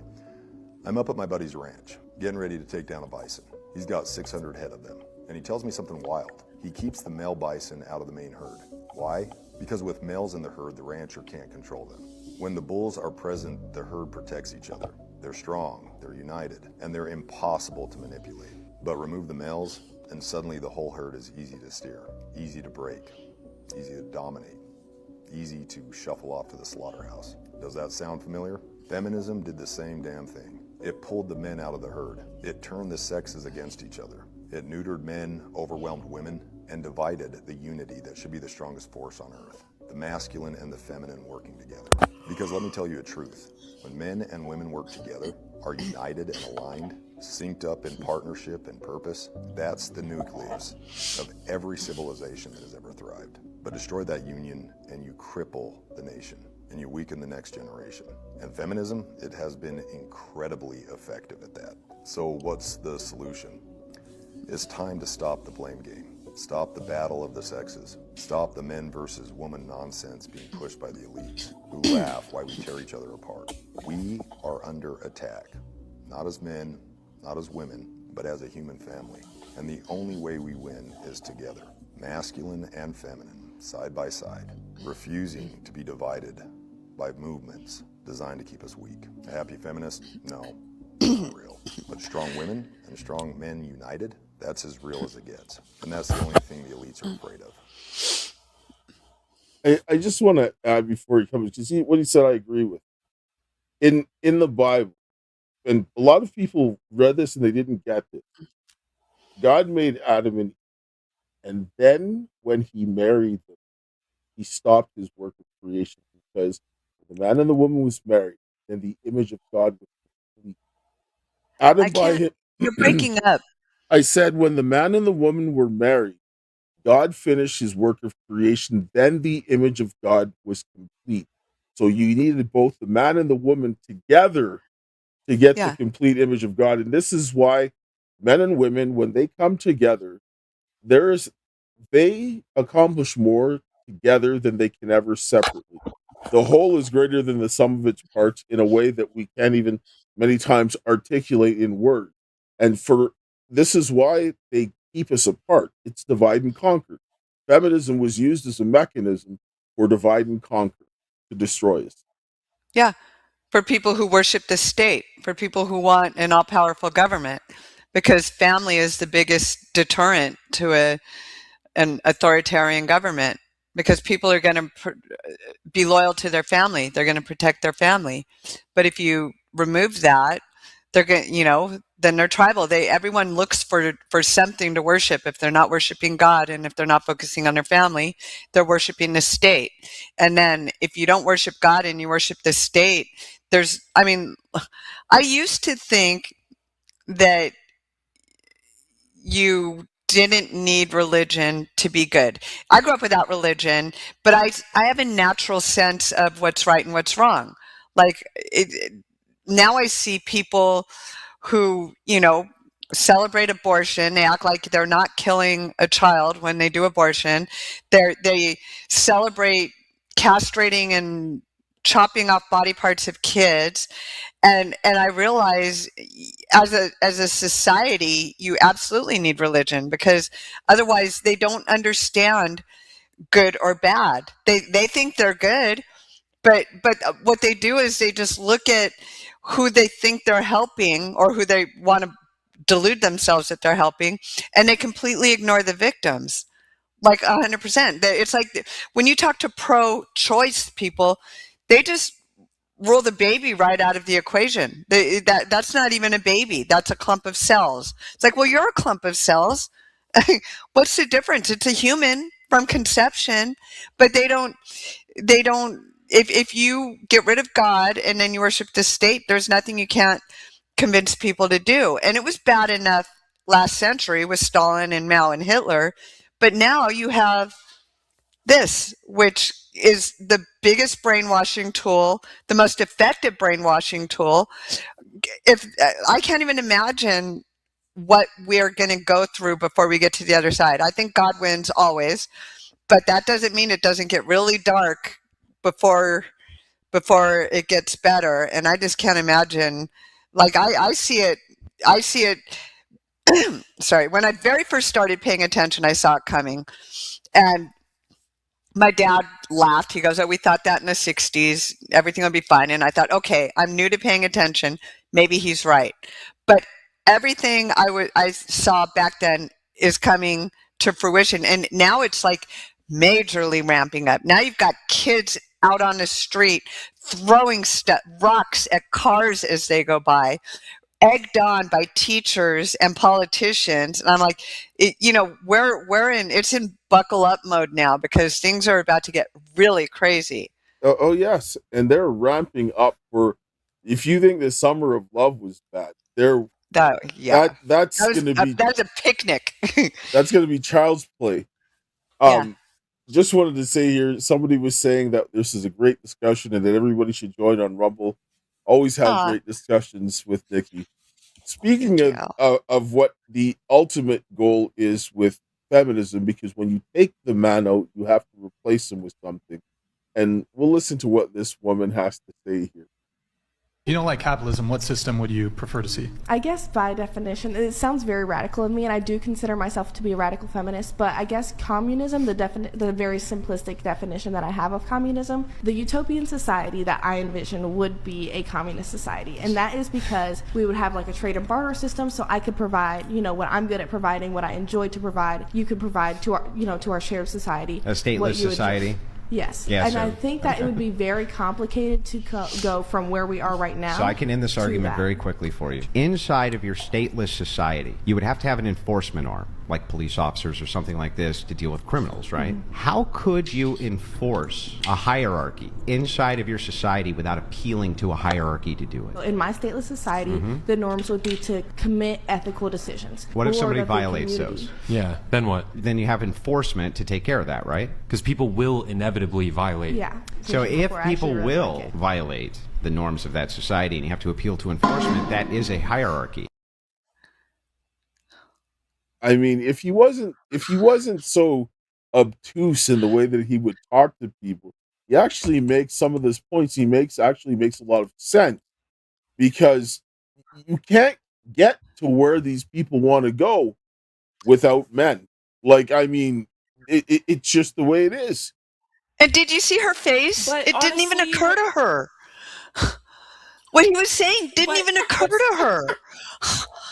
What's messed up is most of the things that she's explaining she would have if she got married. Like, a man could do those things for her. Yeah. Like what women are... Like, women would rather have and what's funny, it's because it's like the women don't want to submit to a man and be a wife. They want to have a husband without the actual responsibility of being a wife, which is funny because then they make every other man in society do the role of a husband for them, making them slaves without giving anything in return. That's what they mean by communism, where they're like, I can, like a barter, I can give what I want, and then... But that's not what it is, because they're making all the men do the work and they're taking all the credit and giving nothing in return. It's slavery. And if she really wanted what she said she would just get married. I don't think she put two thoughts into what she was saying. No, she didn't. I just wanted to say something about this whole issue of submission, because people say it's a bad word. Most people don't actually understand what it actually was supposed to mean. Submission doesn't mean that you're a slave. It doesn't mean that somebody controls your thoughts. It means that you're submitting to the man's love and protection. That's what it means, because you can't protect yourself from those bad men, but he can, and he's willing to do that. So you're going to have to give up some control so that he can protect you, because you can't just go and walk into the minefield and expect him to protect you from the mines, right? You have to listen and say, okay, don't go there because that's a den of rapists, so stay out of that place. So he's saying that to protect you, not because he wants to control you, but he values and loves you. He doesn't want somebody to violate you, because then he's going to have to go and kill them. Right? Yeah. Well, to me, submission just means the roles, the masculine role and the feminine role. So you're submitting to his role as the head of the household. He has the final say in the bank account, but he's also the one who's earning the money and providing. And usually the woman kind of has the final say in the home stuff, and like providing a really good home for a really good family. And so I've never looked at it as, for one thing, women are under an illusion if they think one way or another they wouldn't have to submit, because the only reason women have all these rights is because men are allowing it, because contrary to the current narrative, men are stronger than women, period. That's why women used to be property. Women used to be bartered, like in war and stuff. I mean, even royalty, alliances were made by marrying your daughter off to some other prince. I mean, women were always property, and it's only now women aren't. That's because men made it that way for them. So you can submit to someone who loves you and is the father of your kids and is going to provide a really good home, or you can submit to the state that couldn't care less about you. Either way, like, honestly, so it should be a partnership. Go ahead. That's what it is, a partnership. Yes. Honestly, I want to belong to someone. I want someone to look at me and be like, she belongs to me. Stay away from her or I will end you. Like, why are we wanting the state and every random man on the street? Like, what you said is correct. Either you're gonna submit to a man or you're gonna submit to someone else. And with a woman, if she doesn't have protection in society, she's cooked. Somebody is going to what are you your thing is on? Somebody is going to end up doing it. So you have a choice to make as a female. You have to submit to something somehow. And it doesn't mean that the guy's going to walk all over you, badge you up, Right. all kind of Right. ways.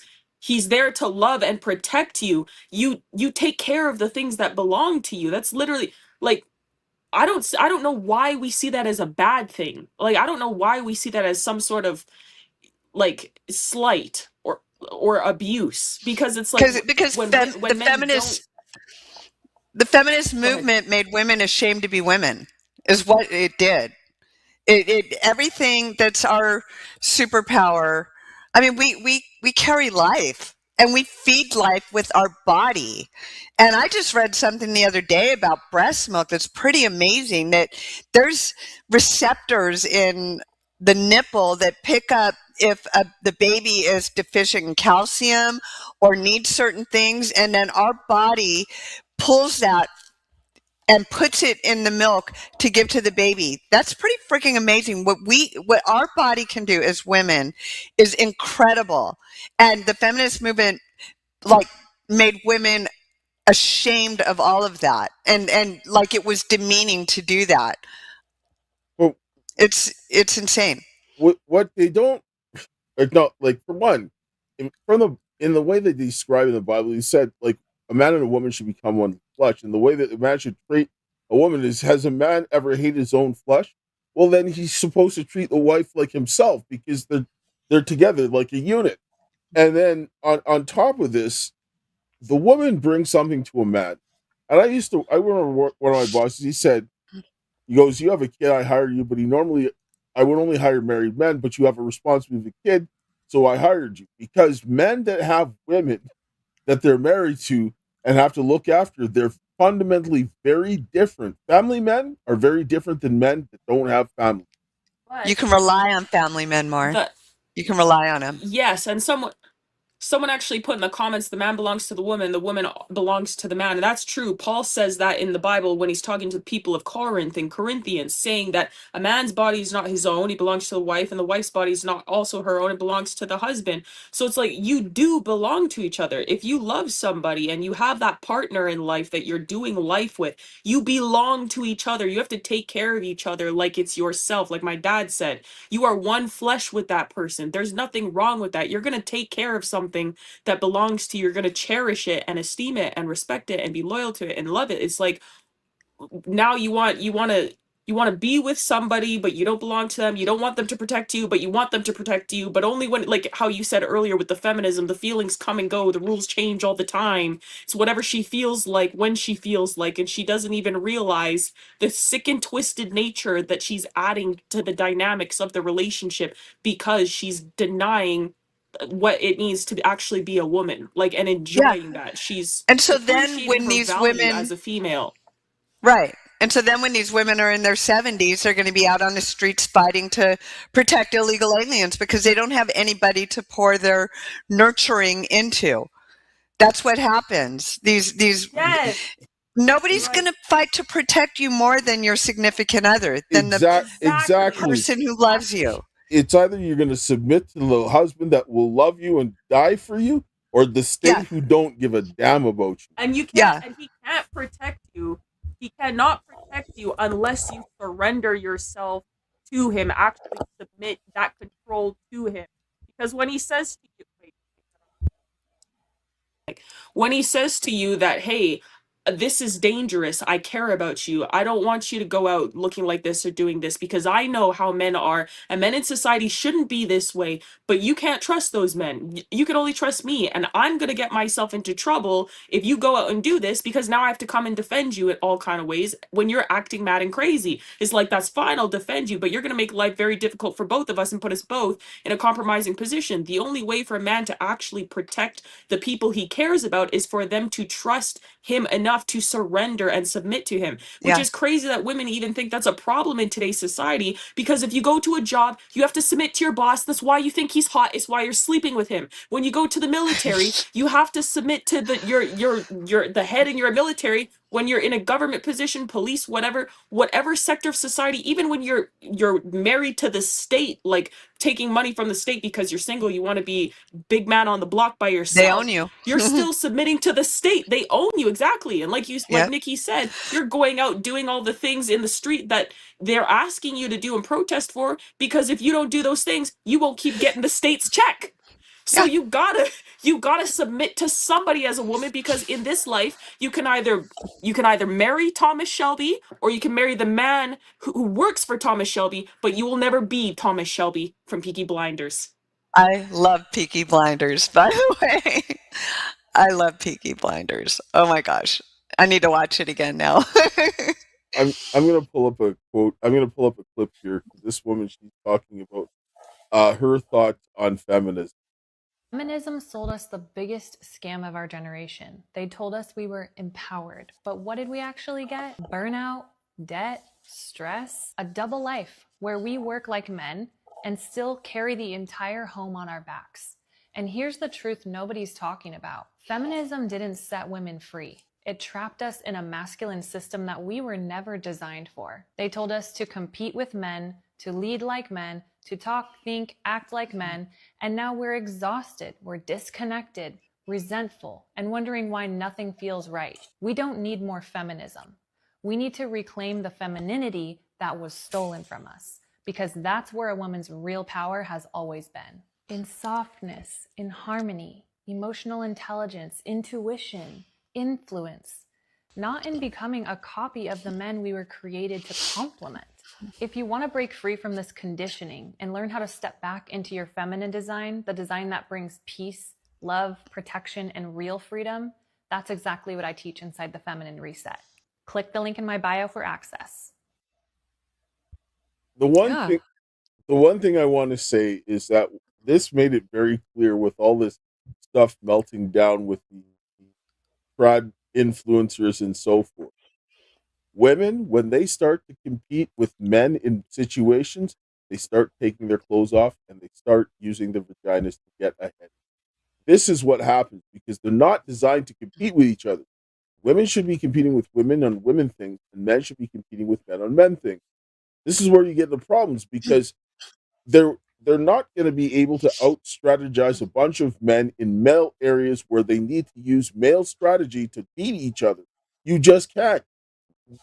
A man's not going to walk into a woman's area and try to outperform women at being women. He doesn't understand it. It doesn't make sense to him, right? So men are just smart enough to know not to go there. They're like, we'll let you do your thing because we suck. Well, and you get the deranged guys that think that they're women, but you get the point, right? Like, no. And this is what you see happening all the time.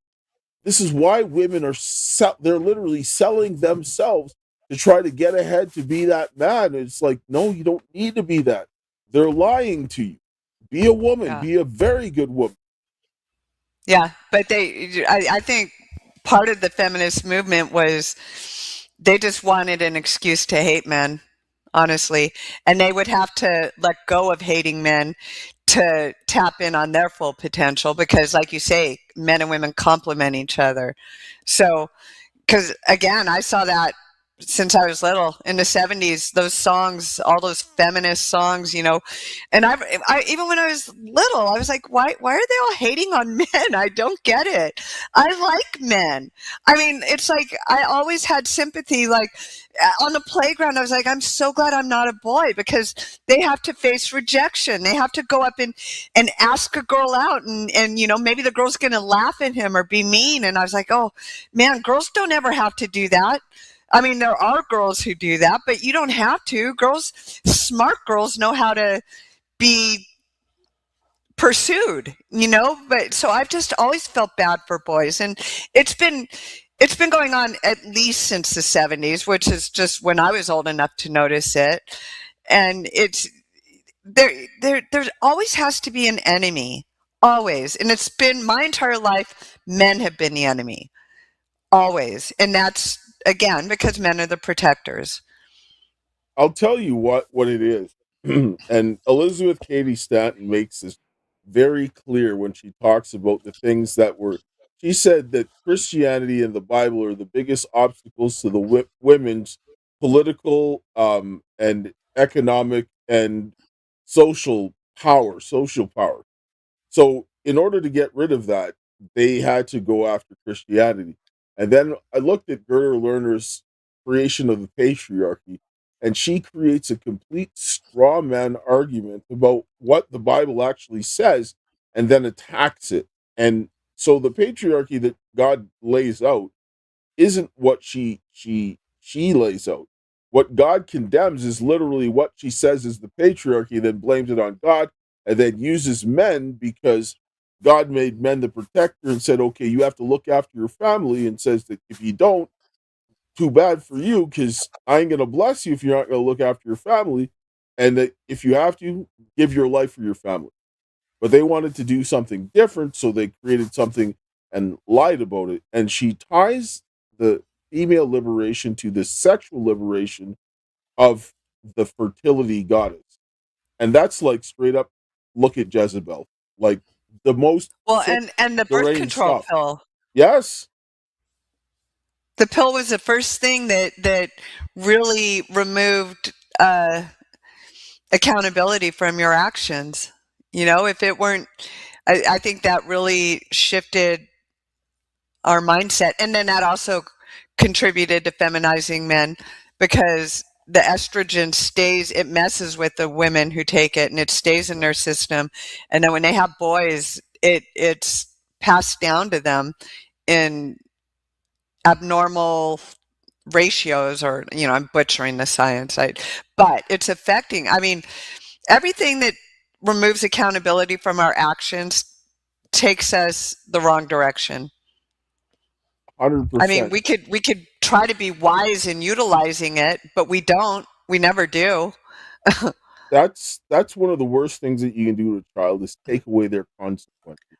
It is better to be over discipline your child than to not discipline them at all, Yeah. because with too much discipline, you just know, okay, I've got to scale it back so to fix it. But you have boundaries. But when you don't give them any discipline, you have no boundaries. So when you take away all of these consequences from these women, they're not. How are they going to form boundaries? They're like, there's no consequence for them. Yeah. And those boundaries are there for a reason. You know, when I raised my kids, it was never about punishment. I was teaching them, the reason you do this is because if you don't, this is what happens, you know?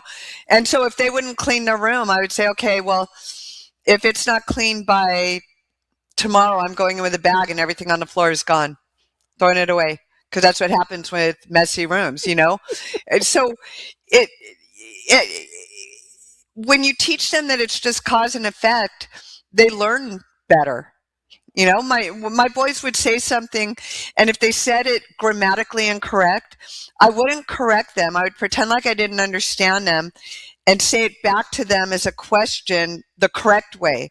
And then they figured out, oh, okay, I have to say it this way for her to understand me. And every kid wants to be understood. And so then they fix it. But if you don't teach them that there's a consequence to their actions, then that trickles into adulthood. But when you're giving them consequences and teaching them these things, they're learning how to think, right? And you're teaching them proper thinking. We're designed to have both aspects of parenthood, and for dealing with the outside world, we need the men. We need them to help create the places for the women to operate, so that people don't come in and do filth to them. And this is what we're seeing. I just want to bring up one final clip here before we go.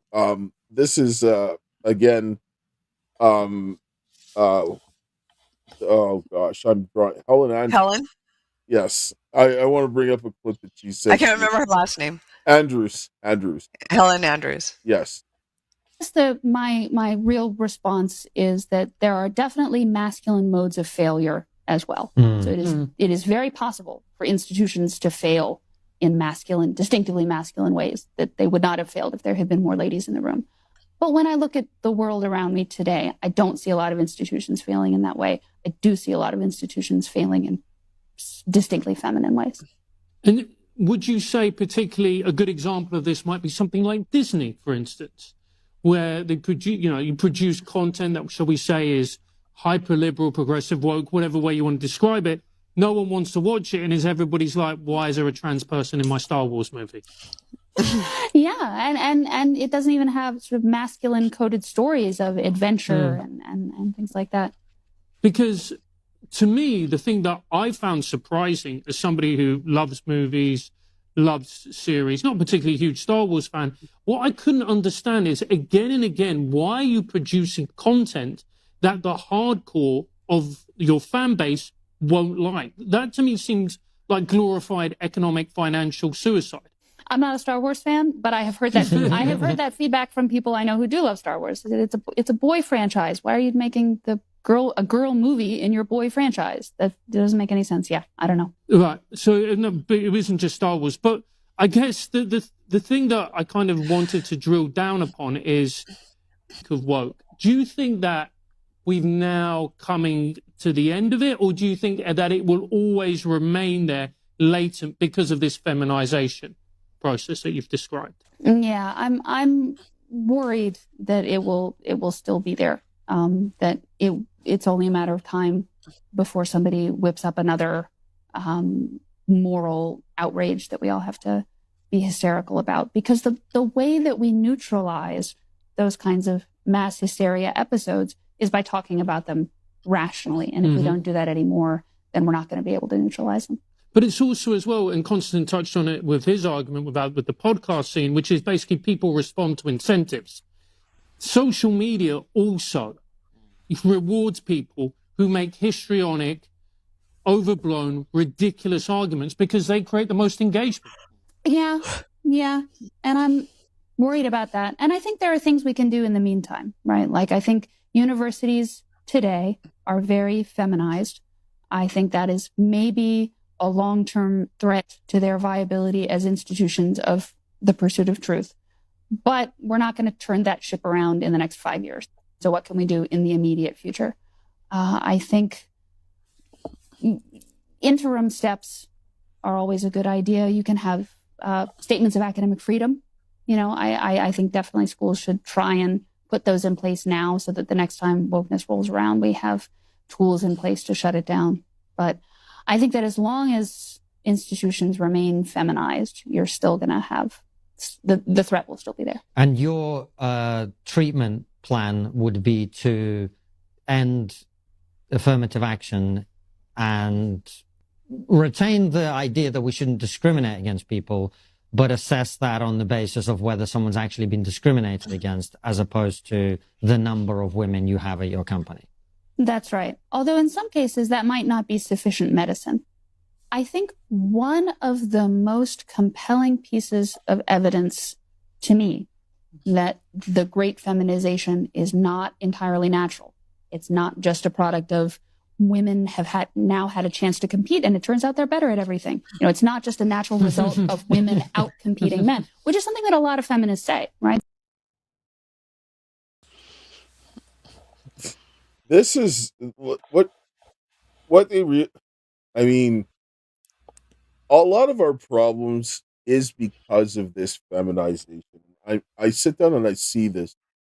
Men, when they're around men, they operate very differently. When they're around women, it changes the dynamic. And because they've given the state a lot of backing to get women to do things, a lot of the men don't want to stand up. The ones that do stand up, they pay the ultimate price because the women instinctively know that they can't compete with those men, but then they still need those men to create the solutions to deal with this. Because I look at what's going on here, and men and women fundamentally look at power structures very differently. Traditionally, women appeal to the power structure, men create the power structure. And the men today are acting like they can't do it, and they're still looking to the power structure to do it. So it's like, no, you are the power structure. Because you get 100 men walking into a place angry, You get 100 women walking into a place angry. The people that see them, they're going to be like, the women are a minor inconvenience. The men, if we don't do this, it will turn deadly fast. Because anytime a man interacts with another man, there's always the potential that there's deadly force that's going to happen. Because if you find that man raped your kid, he's not going to live, right? Like, that's deadly force conflict. Women they're not wired that way. This is not the way they live life. Everything with man, it's war. And so when you have the people that aren't thinking that way, how do they deal with those problems to protect themselves from the thing they don't know how to protect themselves from? And then on top of that, protect the men from the thing they don't even know how to protect themselves from. Like, right? Like, you need to deal with the women that are going crazy, and we can deal with the men that are doing craziness, right? Like, that seems fair to me. Yeah, but unfortunately, a major political party and the legacy media are all in on stoking the crazy. They're not trying to, and this is something else I noticed ever since I started paying attention. I'm like, the world is already always like a bunch of Kindle that can potentially go to flames at any time. And they're not trying to keep that wood wet and keep everything cool. They're at first when I was paying attention, they were just taking matches to it. Now they're taking blowtorches to the kindling.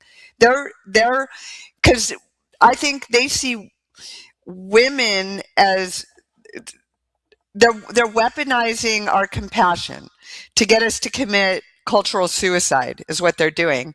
And they know women are the best channel for that because it's easier to play on women's heartstrings. And a lot of the men will go along with it because they have been kind of cowed to their women. So we don't have you can't even trust therapists. Like if all these kids, like the detransitioner who just sued her doctor and psychiatrist for $2 million, even the therapists are nurturing the crazy. They're not trying. There's no objective reality anymore. Well, I was listening to one woman. She said that psychology is it is a field that is dominated by women right now. And when you get this type of thing, certain ideas are going to be rejected. Women operate and I'm not saying every woman, but I'm saying on average, women and men, they operate fundamentally very different when they're in positions of power. Like, when you watch this with the dating and the hypergamy aspect of a woman wants someone to provide for them, a woman makes this amount of money, the average woman, she doesn't give a damn about the men that make less. As far as she's concerned, the chopped liver. But you know what? More women are earning more than men, right? Women are going to university, getting degrees, they're making more money. They might have a ton more debt because they took on a bunch of student loans, but they're making more money. So a lot of the men that are down here not making this money, they don't even exist to them. But men, when they have more money, they look at the people below them because they're designed to look after their family. And guess what? Your newborn baby, they're going to be broken, helpless. So you're looking out to make sure that they get the most protection. And then the mother that's taking care of that baby, they need to be protected. So we naturally look at these things. Women don't. And so when you put them in positions of power, they're going to have a lot of blind spots because they're not wired to do this. And even if they're the best intentioned, they're still going to cause harm because they're not wired to look after things the way that men are. Yeah, it's not instinctive to them. I feel like a lot of women are only going into psychology because they want someone to tell them how to fix their problems and why they're so messed up because they have no male-centered guidance in their life. And if they actually had strong fathers in their home, they wouldn't need to go to psychology degrees because they would know how to fix their problems. They'd know what was wrong with them. They'd have accountability and they would know the steps to take. They'd have the tools to actually function. And a lot of people who go into psychology just want someone to tell them who they are and why they're that way and why they're messed up and how to solve their problems. It's like you're telling me that you have no idea. You can't sit down and reflect and tell yourself why you feel what you feel. Someone asked me a question the other day, and I started thinking about it, and I was like, you know what? This is the deeper meaning as to why I'm doing this, and this is why I should stop, and this is how I'm going to stop. And this is what I'm going to do to implement a certain behavior so I can actually progress past it. Most people don't think that way today, though, because they don't have fathers, or they have fathers, they just don't respect them because their mom's a feminist and the dad's a cuck. And then they go and they try to have a guy around, they won't even respect him. So the things that they should be learning from a man, they're going to degrees to learn from. Most women are not even depressed, they just need a man. Like, I know so many women who online, they talk about on TikTok and stuff, they'll make videos like how they used to be extremely depressed and they thought that they had anxiety, all these other things, and then when they met a guy, they got a boyfriend who was a good guy, he taught them how to do all these things, and they're like, I was perfectly fine, there's nothing wrong with me, I just needed a man in my life. Most of the things, women are looking in the wrong direction for solutions when the solution is literally a man. Like, most women don't need degrees, they don't even use them. They'll get degrees, then they'll get married, and then they'll waste it, and then the man has to pay for the degree that she never used, and she was just using the degree as a front to try and get a man's attention. She gets with him, she completely lets go of the whole career. It's like the biggest fraud ever, and that's what they teach women, how to Totally. get men now. Go to university, you'll find a man. It's like, we can skip the education, the secondary education, because it's all trash now anyways. It's indoctrination, it's feminism, it's all the trash. It's every ism that you can think of. And then, just replace it with respecting your father and having a good man. You'll be successful in life, like literally. And it will save time, it'll save energy, it'll save money, patience, and all that crap. Yep. And find a good man. Don't pick a loser. Oh my gosh. These women it's like they're bummed and they're crying and it's like, wait, are you still with the guy who you told me cheated on you like last year? Yeah, I gave him another chance. Yeah, well, how's that working out for you? It's like, come on. My gosh. I don't know. I have a really good radar on men. I can tell I have an awesome guy. So this is why fathers generally help them navigate this, because most of them are clueless. They're like, okay, if that guy disrespects your father, then he's going to disrespect you. So don't talk to him, right? It's not controlling them, but it's helping them see the things that they can. If they were going to like men that they trusted and asking, saying, look, what about this person? They'll be like, look, this, and this, don't do this. This is the reason why. Right? Because of my daughter, she did some things. She realized, well, my dad wasn't lying to me. He knew what he was talking about, because every time I said something, it happened.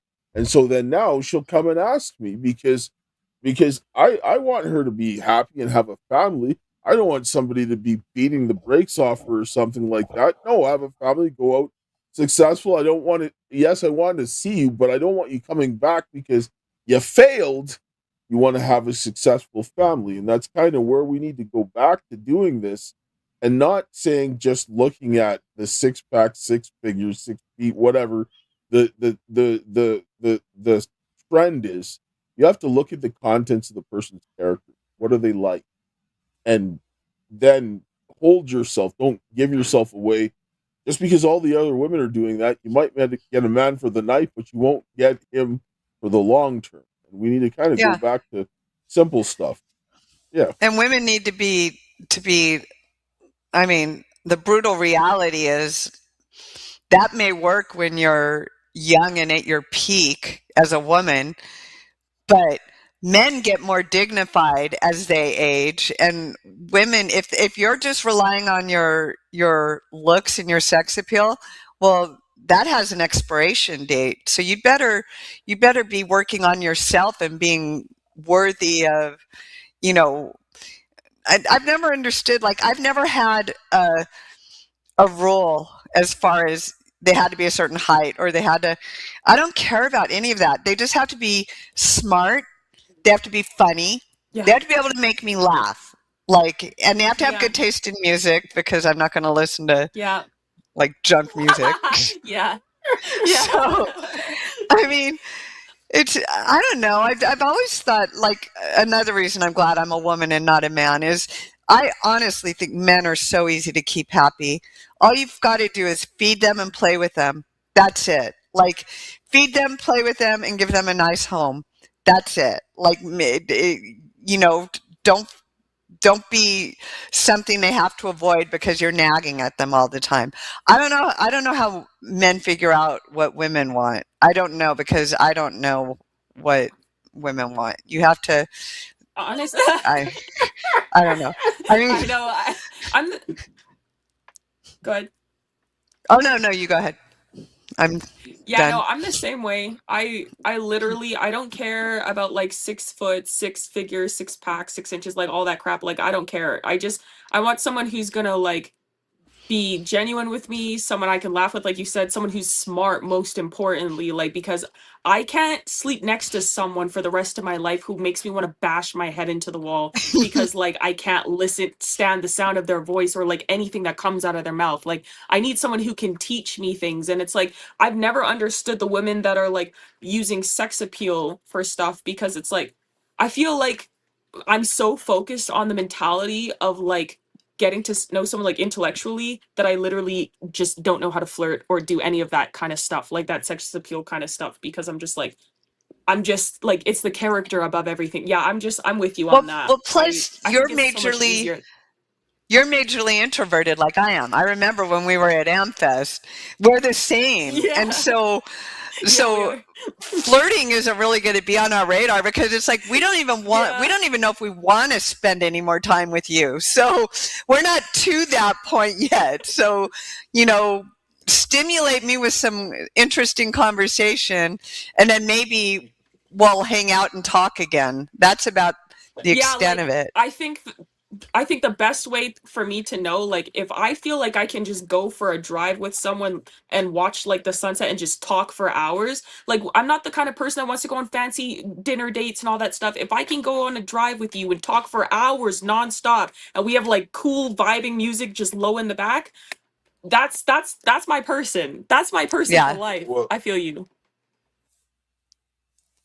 I think we know what we're going to have our conversation for the next podcast, because, I mean, this is probably something that people need to learn about, because a lot of people do a lot of things in a lot of wrong ways. And like, you're watching the feminists teaching like nonsense, you're watching the red pill teaching nonsense. Some of this stuff is true, but a lot of the stuff isn't.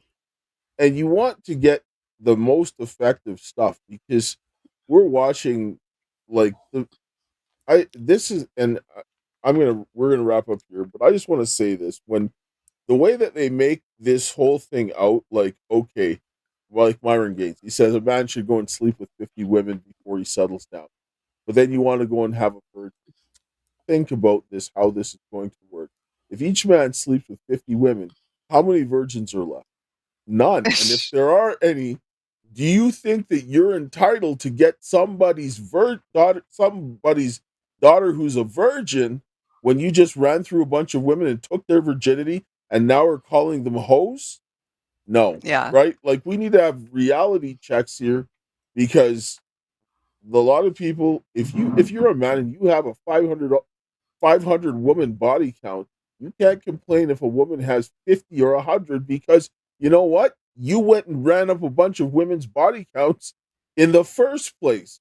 So we need to start looking at this, because the unrealistic expectations that people have now, it's like, you made this mess, now you've got to clean it up. You can't go run to somebody else and take it. You made that mess, deal with it. And that's really all they have to do it. Like, all these guys that are running around that have done all this, you can't go around and sit down and say nothing, right? You can't. Yeah. You're part of the problem. Both of them, both the men and the women that are all doing that, you guys need to zip it and start fixing the problem. Right? So I know we're running up on time, and I know that your guys can be coming home soon. So let's let people give your final thoughts and let people know where they can reach you. Well, my final thoughts are that the world would be better if women would focus on raising happy little kids and providing a wonderful home for their husband to come home to, and their husband is out there working his butt off, providing, so that the woman can just focus on creating the perfect home, as close to perfect as you can get. Everything would be better. Kids would be happier. The workplace would balance itself back towards the more optimal ratio, and just, yeah. And then the power would go back more to the family, and the state would have a lot less power. So, and I don't mean to bash on women. I think women are amazing. They just need to remember what makes them amazing, and it's not trying to be a man. So, and men, don't go trying to be a woman. Be happy to be a man. Be happy to be a man. Men are awesome. And it's no wonder so many men are saying they're women, because men have been the villain for half a century. So it's no wonder. But Yes, they have. and then, I'm just, where can you find me? I'm always on X and Facebook. Just What's your X handle? Tell people. at N Munitz. So that's it. All right. Well, that's great. I mean, it was always great to have you. We look forward to the next one. Hopefully, Yeah, now I'm set up, so kind of. I mean, it's you know what? It's not a dumpster fire, so it's good, right? That's true. Right. It took a little bit to get rolling, but I never did get the live stream going. But that's all right. We'll start sooner next time. Yes, we will. I mean, doing a live stream. Yes. So yeah. Yeah. So All I mean, yes, and I'll close with a prayer. I'll give my daughter final thoughts, but it was great having you. And guys, go sign up on Cali Corner on Rumble. That is where you can watch it on Rumble with Nikki, her home for the podcast that we do with her. And like, share, subscribe, and so forth. And I will close with a prayer, and then I'll give my daughter final thoughts before we close it down. All right. Heavenly Father, Lord, we thank you for this day. We thank you for your love, grace, and Father, help the men and the women to start getting sense and to get out of this nonsense indoctrination, and that they would humble themselves before God and to, Lord, rebuild our families, our churches, our community, our nation, protect our children from the filthy wickedness that we see happening more and more day, and get rid of all these criminals that are ruling over us.